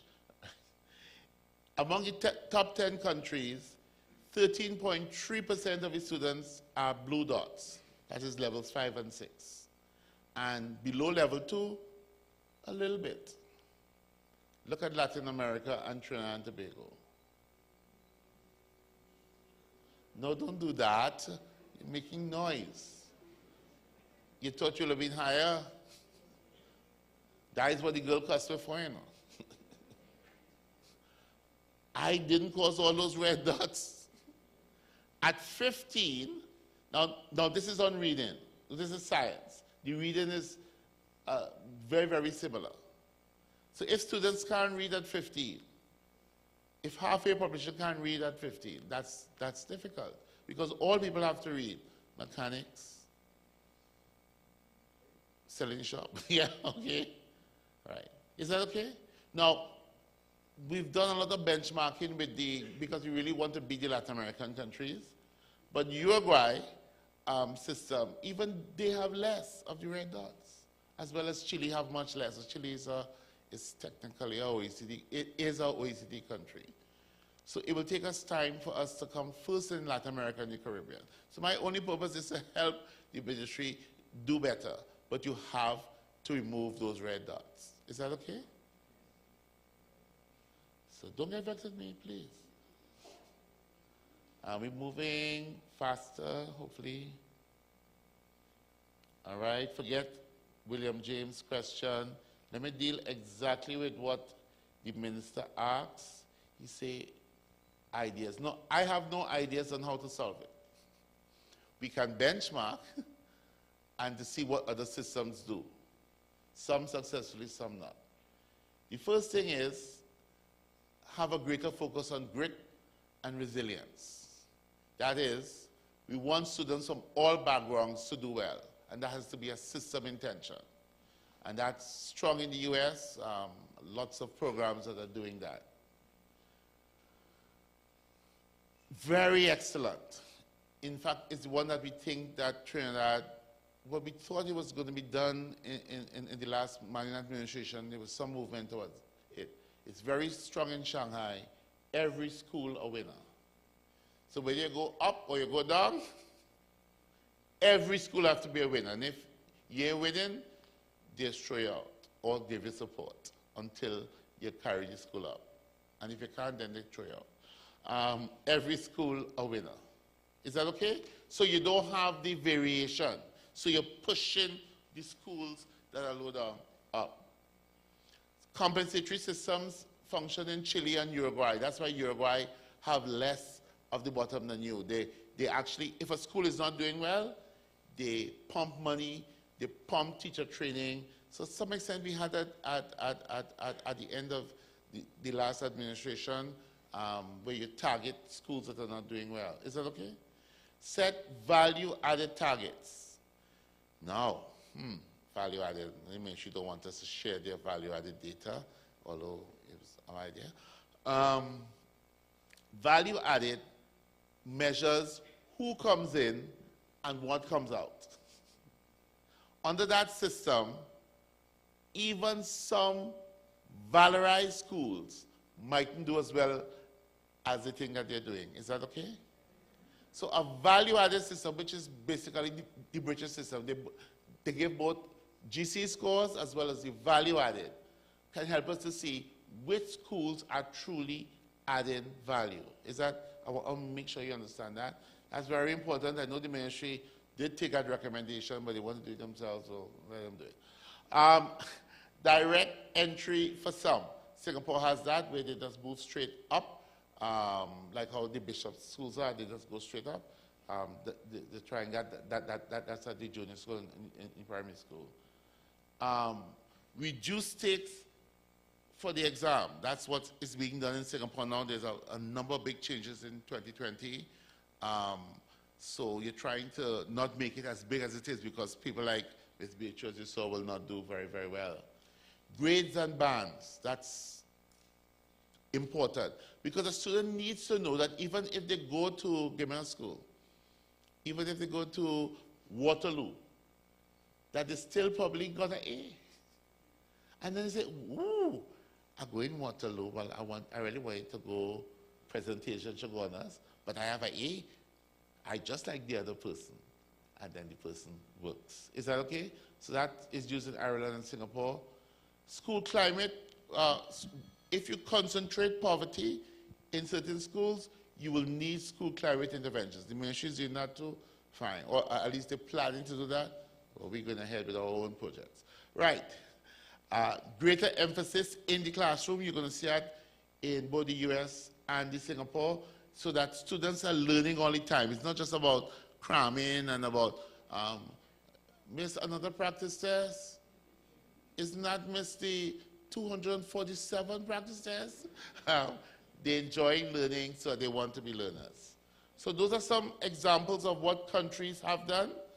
The solutions for Trinidad and Tobago is to adopt one or more and evaluate it. That's what all the words on the slides are.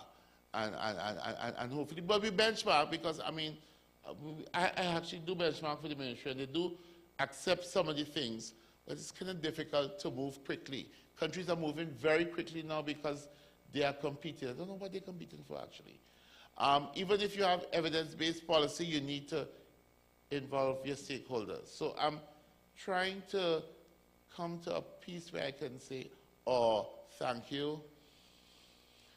The people who have researched with me, I see Mrs. Highland here.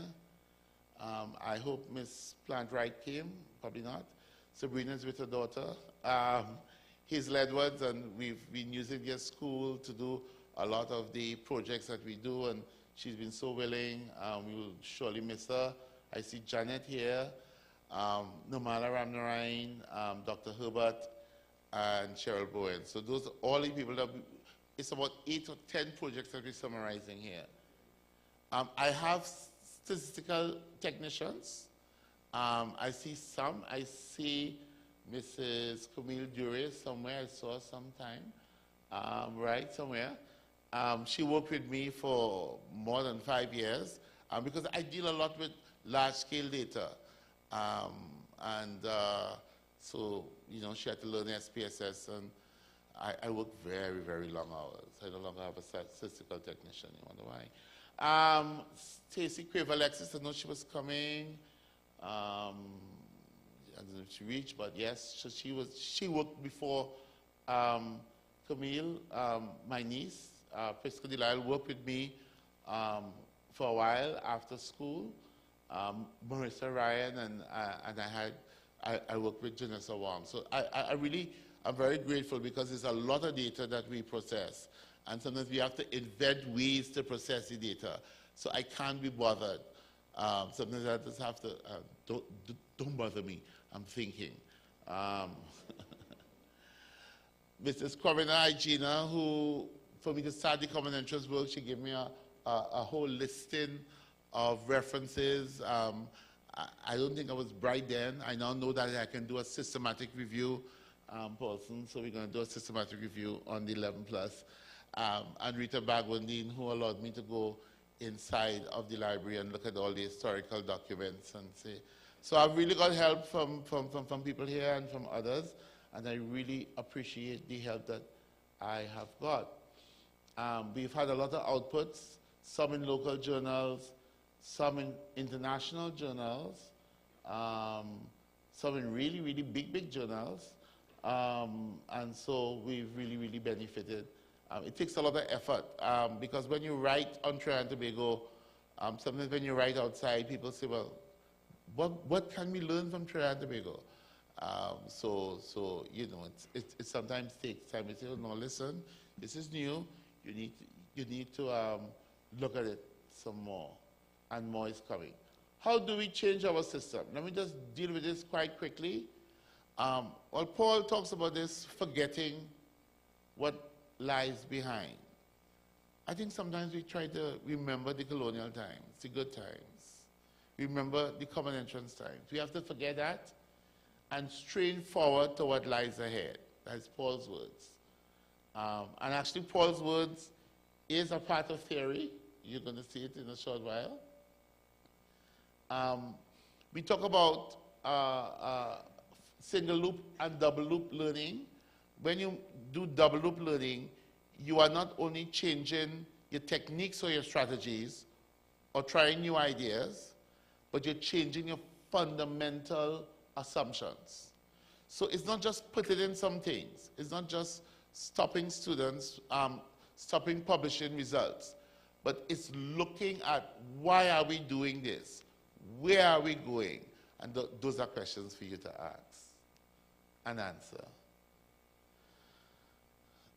Some big theory, so we'll skip that out. There's something called presencing, but I have to say it, presencing. Presencing means to look at where you are and to see where you want to be and to plan for that movement. You know, like, okay, I want to have a house in Woodbrook Place, and then you're seeing yourself each day as working towards that. That was a joke. You're too tired. You didn't even pick up that joke. So the driver of PBM 1909, can you go to your car, please? PBM 1909. Okay, so I hope my videos are playing now because you're tired and I want your questions. I told you about Hong Kong removing the exam. I hope this plays. This is Singapore New Changes, and they speak so well. Schools to nurture in students the attitudes and skills for lifelong learning. It's the latest in a series of efforts in recent years. Students at selected primary and secondary schools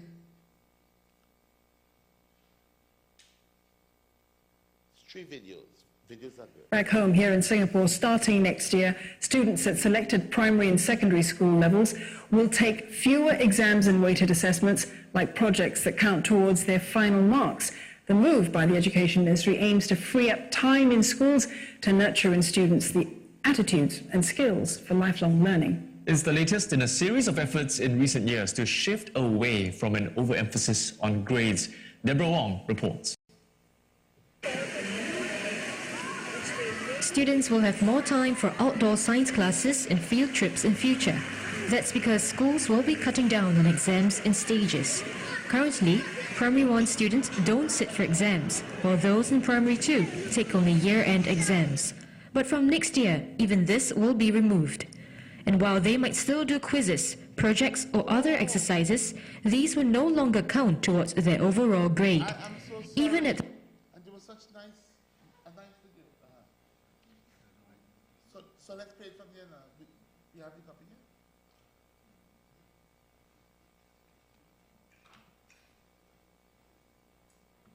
So let's try. One more try and then we'll see if it works. Will take fewer exams and weighted assessments, like projects that count towards their final marks.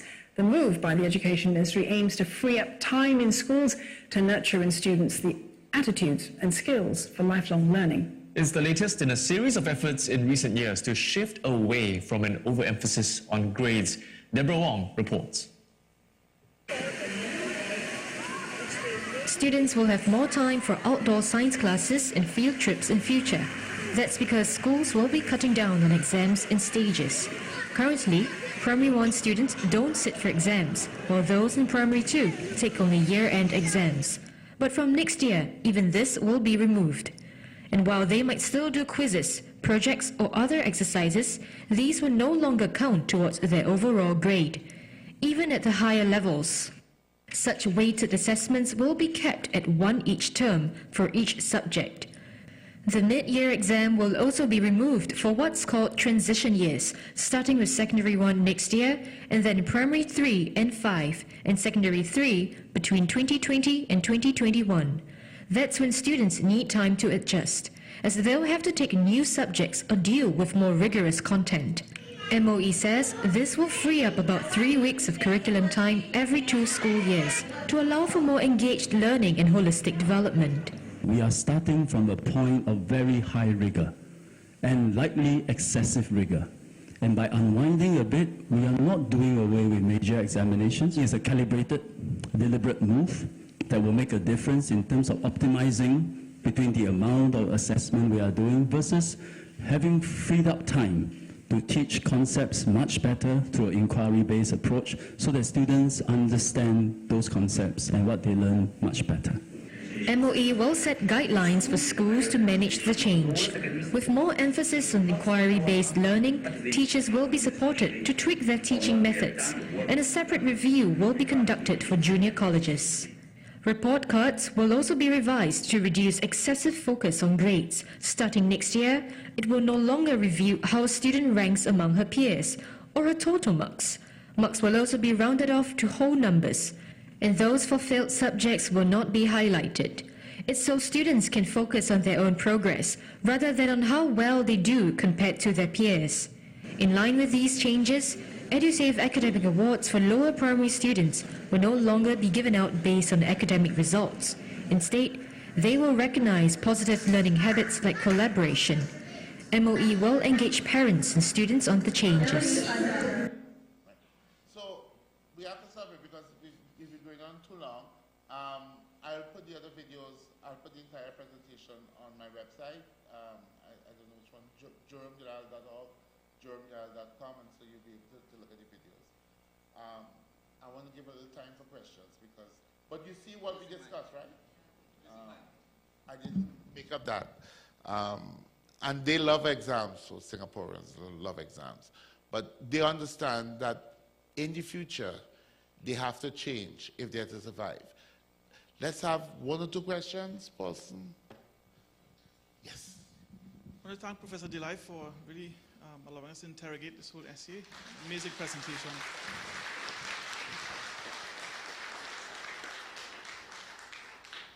Now we get your opportunity to get some questions. Hi, good evening. I did a qualitative research recently on the S.E.A, and all of the students, the common trend was that they had a fear of passing for bad school. And what they deemed as bad schools were the government secondary schools. And what they deemed as good schools were the denominational schools. So I have two questions. My first question is, do you think if we change the perceptions of the government secondary schools and maybe even the servals, as opposed to it being, you know, you're passed there because you're not good enough, because we need mechanics, we need hairdressers, we need nail technicians, but it's almost like they go there because they're not good enough to go to other schools. So you think if we change the perception of these non-denominational schools, if it may lighten the hearts of parents like myself in wanting to send my child to those types of schools? Yeah, wonderful question. So one clarification. That's a distinction the minister makes that I don't make as a researcher. Because some of the, in terms of value added, whenever the value added data comes out, a school like St. George's College is a government school. Yes. But it functions in terms of value added Yes. quite well. Yes. So separating schools into government and denominational is not statistically wise. Can I just add Wait, hold on. No, where We have created, I don't know who it is. Let me tell you what we created, and we cannot show it's correct, because we built on the work of a historian, Professor Campbell. We divide, we look at when the school was built according to the plan. We use traditional schools, the government schools built according to the Morris plan, those of you in education. We use the new sector schools built where we get plenty oil, and then we look at the SEM schools. A SEM school, in the eyes of the population, is not considered the same as a new sector school. So a person would be quite willing to give me some SEM schools. Some SEM schools, yeah, Waterloo, but they're also denominational, technically SEM schools, right? Yes, the New Ashers, Charlieville. So it's not as simple. Remember again, I see large-scale data. So sometimes people say things, but when I look at the data, I don't see that distinction. What I see is 4 different types of schools. Okay. But I just wanted to clarify, the children got this perception from what parents, teachers, and what they got from the media. My next question is, we are seeing a lot of children reaching into the standard 5 levels, and they are having a challenge with reading. You are seeing a lot of children are coming into the primary school system, and there's a distinct between, well, maybe a gap between preschools and primary schools when it comes to the ECCE, because that's how far we need to go back if we need to change, you know, something when it comes to reading. So you'd find that children tend to have low academic performance from back then coming up. Do you think the testing that we are looking at could change something like that? I'm cool, because I do boys too. Okay. No, boys reading. Boys is excellent. Let me tell you that. Reading, as Paulson tells you, we now have a qualified reading lecturer.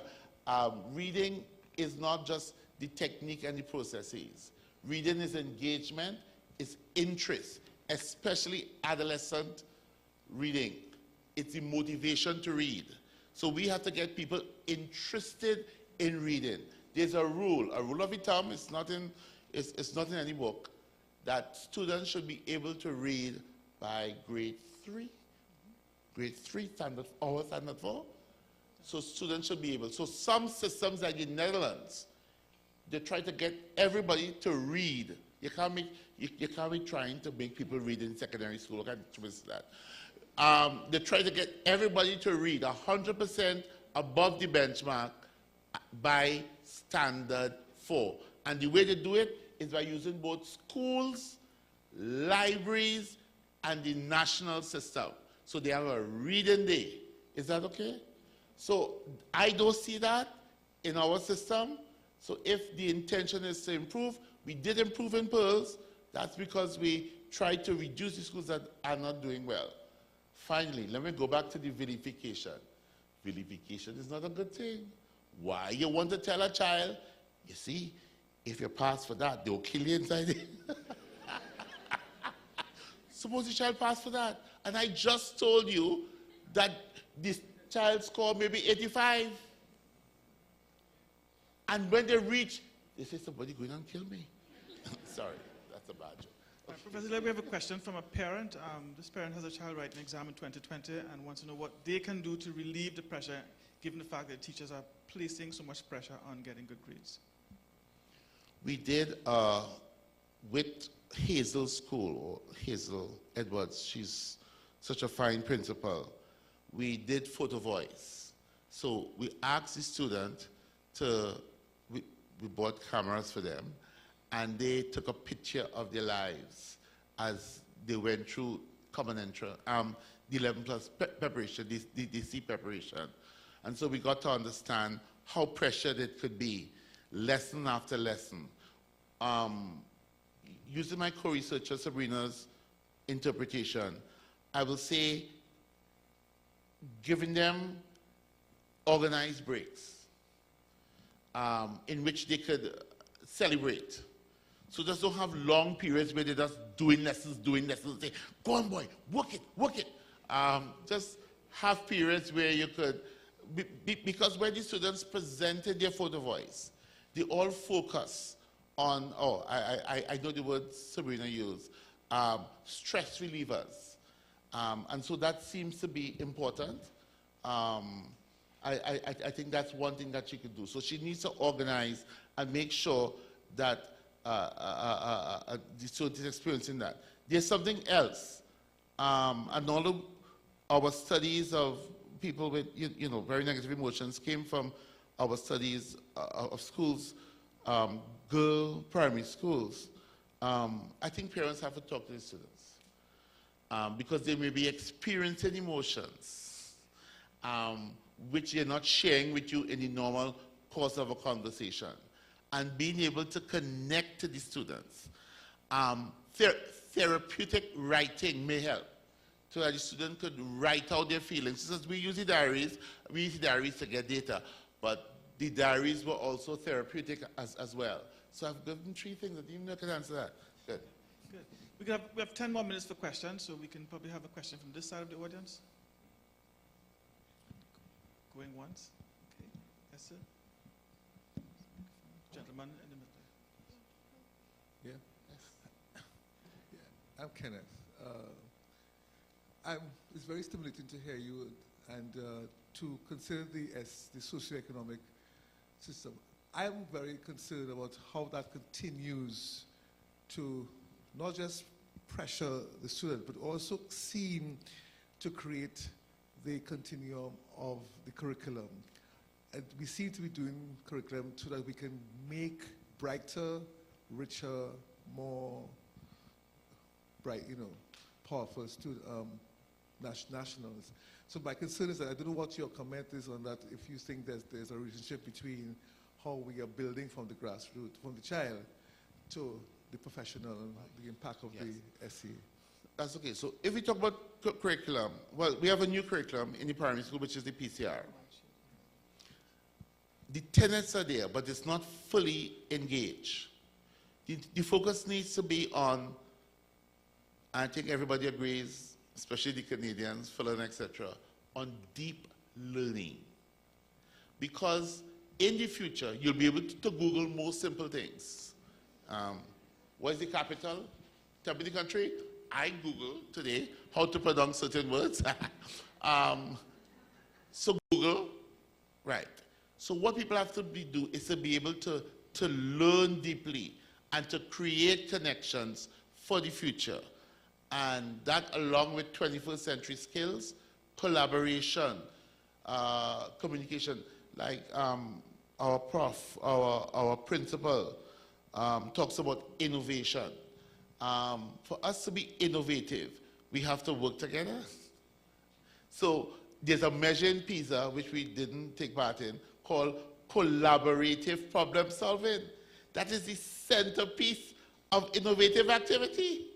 So it is those goals that we need to focus on, which is why you see Singapore is so afraid, because it's a small country and they don't have resources. So that's why they're shifting to make sure that students learn those skills. Is that okay? I think I answered correctly, right? Yes. Thank you. Professor, thank you very much for your very insightful lecture. I represent the valorized schools. As put in the literature, I'm a Roman Catholic priest. I was in Siparia for 9 years. There are 2 schools there, Siparia East and West, that nobody wants to go to. Some of the children in my confirmation class were in that school, as well as other students from Catholic secondary schools. And I found in my interaction with them that some of them were bright, and they did not know they were bright. They were critical thinkers, and they did not know they were critical thinkers. You mentioned as a kind of affirmative action compensating weaker schools. Has there been any kind of, let's say, government experiment or zoning of a particular school to attend to the various problems or deficiencies, I'm not sure if I'm using the correct words, whatever is keeping these children back from performing or becoming aware of themselves? Has any experiment been done on any particular school such that seeing success there, that success could be extended to other schools? Yes, that's a good question. And I know Siparia East and West, they've had their challenges. In the US, that's another part of the work I do, we have the concept of a turnaround school. Now, we can't do that here. You wouldn't even want to know what a turnaround school is. In a turnaround school, they're tracking the performance of the schools. The school is failing. And there are 4 options, yes. It was done under President Obama. One of the options would be to remove the principal and 50% of the teachers, and they go in and they change the school. I'm not saying that.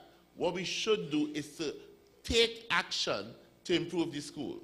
A school can't be allowed just to, well, you know, they're not performing well, you know. It's the area. We have to take action. And whatever that action is, built on what we call turnaround theory, which we're kind of building for our own country, I think that could be done.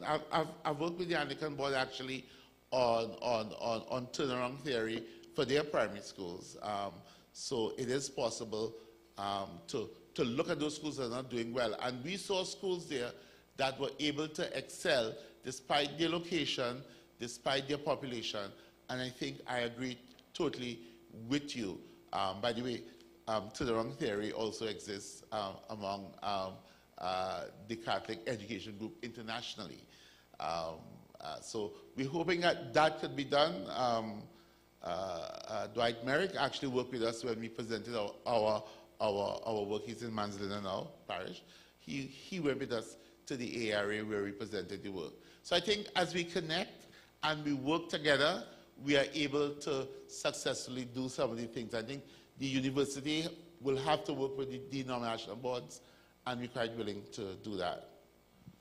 Just before we get to our next question, we have 2 cars that needs to be moved right away. PCN 3795 and TDR 4710. But we have time for one more question. Professor, thank you. I'm over here. On this side over Yes. here. Hi, right. Thank you. And then I'll take, of course, my former principal, Mr. Kat, right? Go ahead. You gave us a really compelling presentation, yet you claim that you don't support getting rid of the 11+ exam. Is that because it's so socially ingrained, or what is the reason why you would advocate holding on to this exam instead of moving in another direction? I'm going to answer you, and it's going to be like, you know, a little kind of uncomfortable and terse. So before you remove Obamacare, know what you put in it. That was bad, right? Sorry. So we have to discuss what is going to be put in. There's a lot of discussion. There is a lot. You know what I like about Singaporean technocrats? They're very humble. And they talk, they search, they discuss. They go to all the conferences and they find out. And then they say, what is best for us? They write out a plan and then they do it. I don't want a situation where people say, we're just removing it. Because history suggests, as in Hong Kong, even when they remove it, they still have to put things in place because people just love exams. A final question? Thank you. I wish to claim our past student of Queen's Royal College.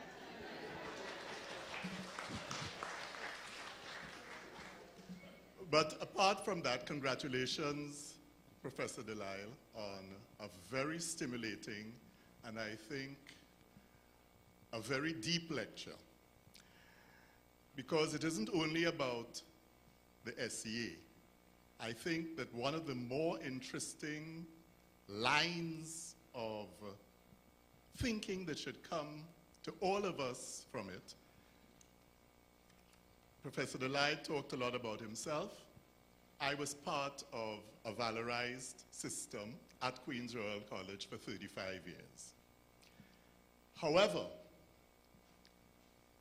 I have come to understand just barely, and I think until the country stops putting the highest priority on a certain type of academic achievement, because it is success at a certain type of academic achievement which makes people feel that there are first choice schools. As you probably know, Professor Delisle, we feel that we look at it a bit differently. And I claim your ability to think differently, possibly to that background. But until the country starts thinking very deeply about what it means to be educated, and not just how many CSEC, at what grades. One of the things that has always been very fascinating to me is, especially the Guyanese students who get 12 ones, and 14 ones, 21. And 16 ones. And I kind of say, at what cost? And this is what underlying, I think, Professor Delisle has had us try to have us think about. Even success at the S.E.A. has a cost. And I would say that our putting a priority on certain types of academic achievement has a very deep cost.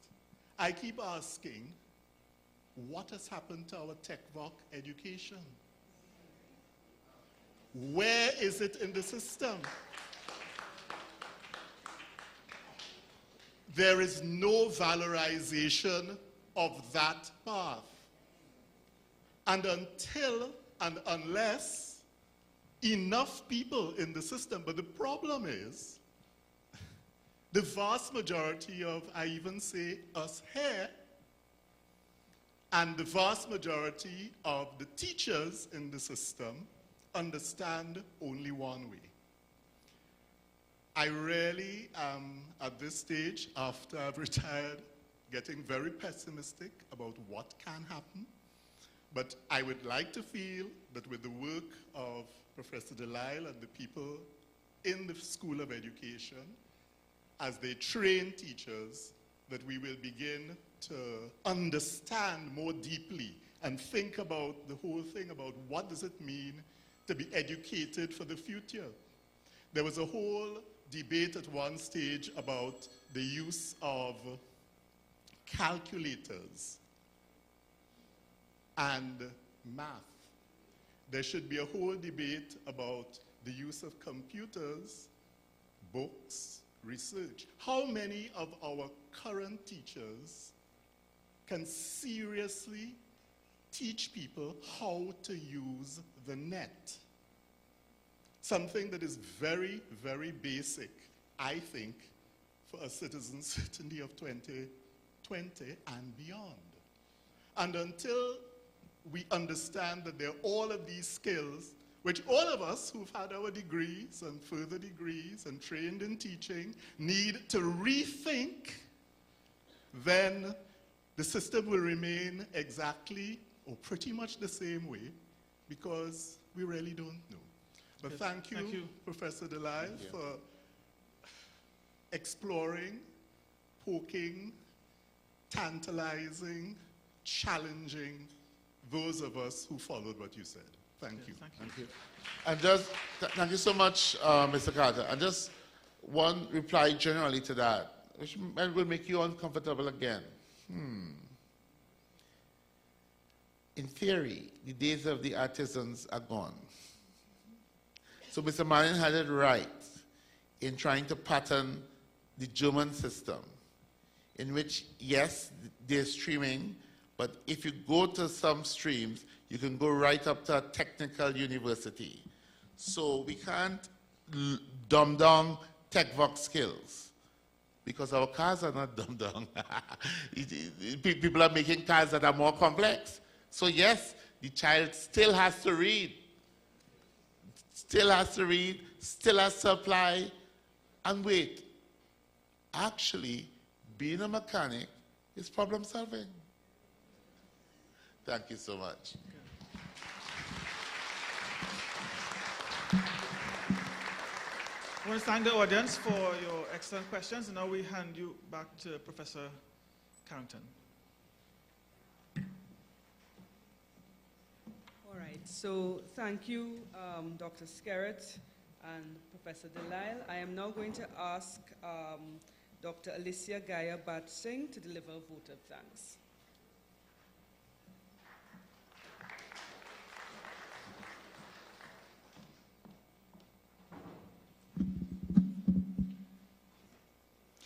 A pleasant good evening, everyone.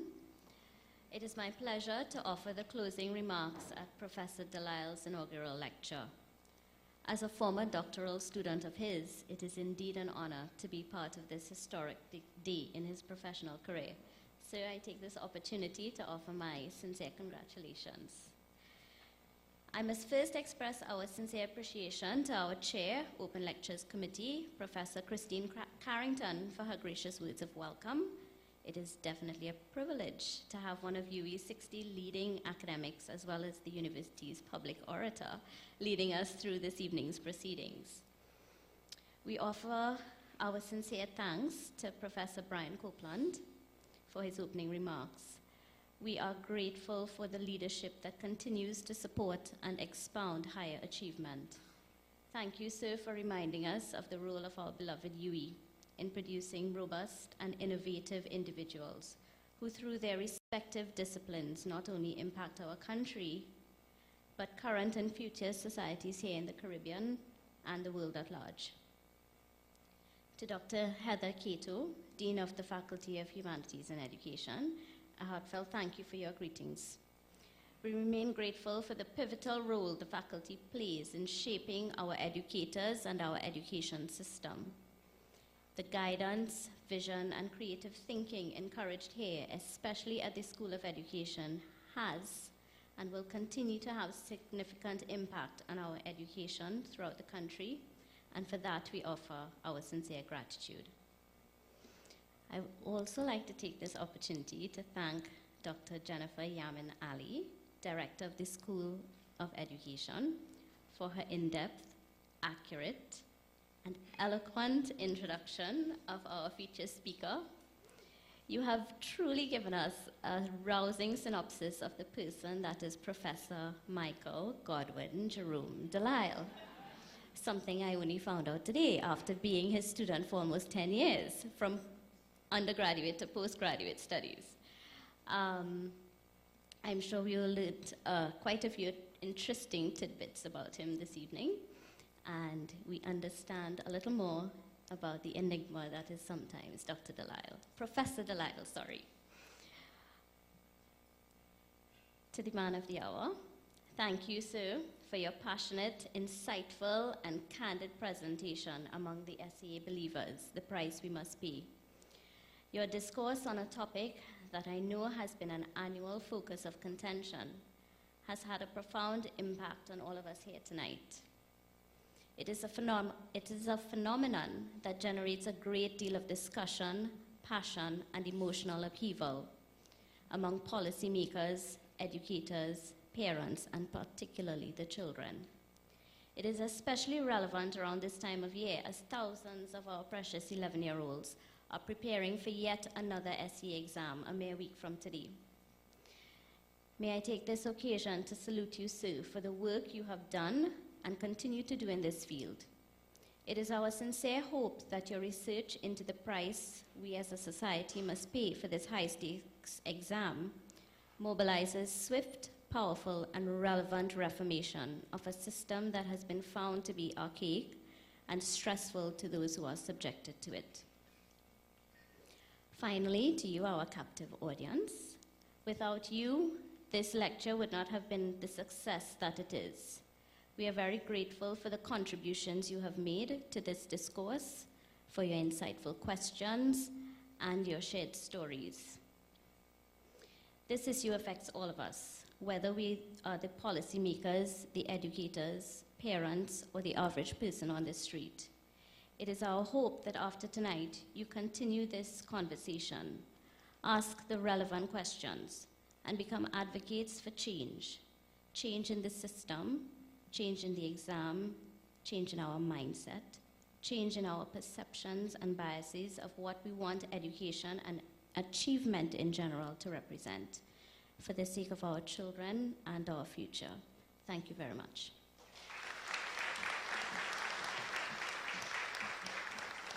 Okay, thank you so much, Dr. Gaya Singh. I would like to ask for one more round of applause for our speaker tonight.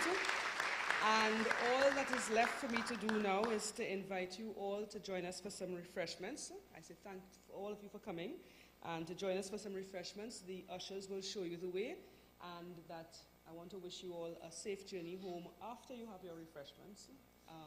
So that you can come back again another day to join us here at UWI for open lectures. Okay, thank you so much.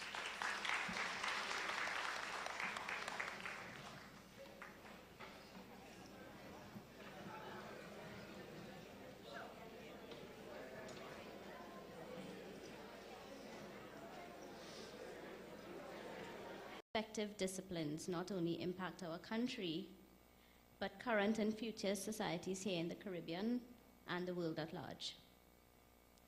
To Dr. Heather Cato, Dean of the Faculty of Humanities and Education, a heartfelt thank you for your greetings. We remain grateful for the pivotal role the faculty plays in shaping our educators and our education system.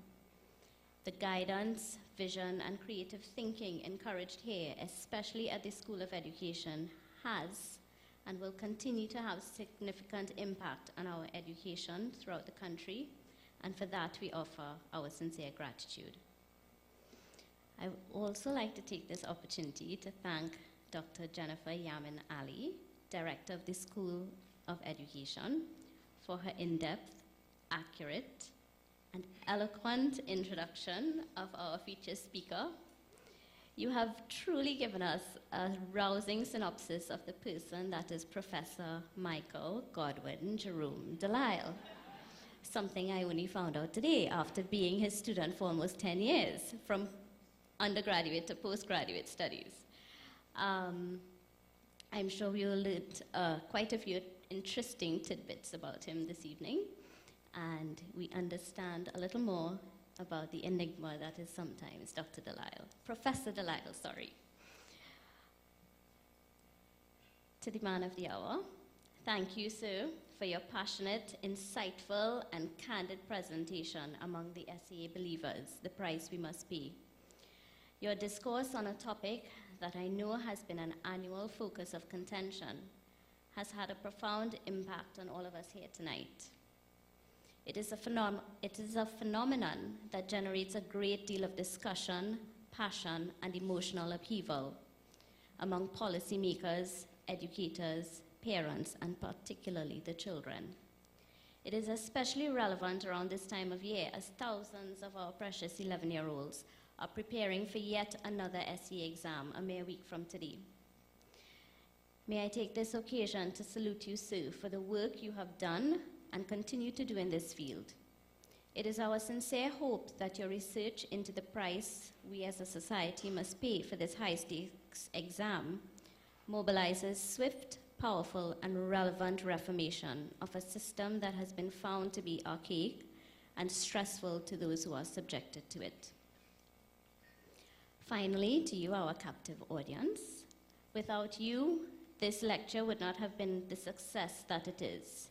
We are very grateful for the contributions you have made to this discourse, for your insightful questions, and your shared stories. This issue affects all of us, whether we are the policymakers, the educators, parents, or the average person on the street.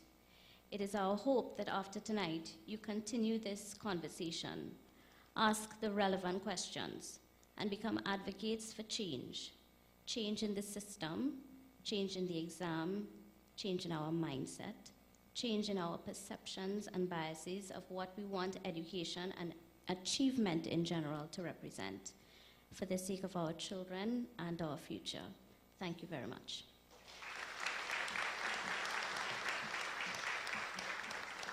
Okay, thank you so much, Dr. Gaya Singh. I would like to ask for one more round of applause for our speaker tonight. And all that is left for me to do now is to invite you all to join us for some refreshments. I say thank all of you for coming, and to join us for some refreshments. The ushers will show you the way, and that I want to wish you all a safe journey home after you have your refreshments. So that you can come back again another day to join us here at UWI for open lectures. Okay, thank you so much.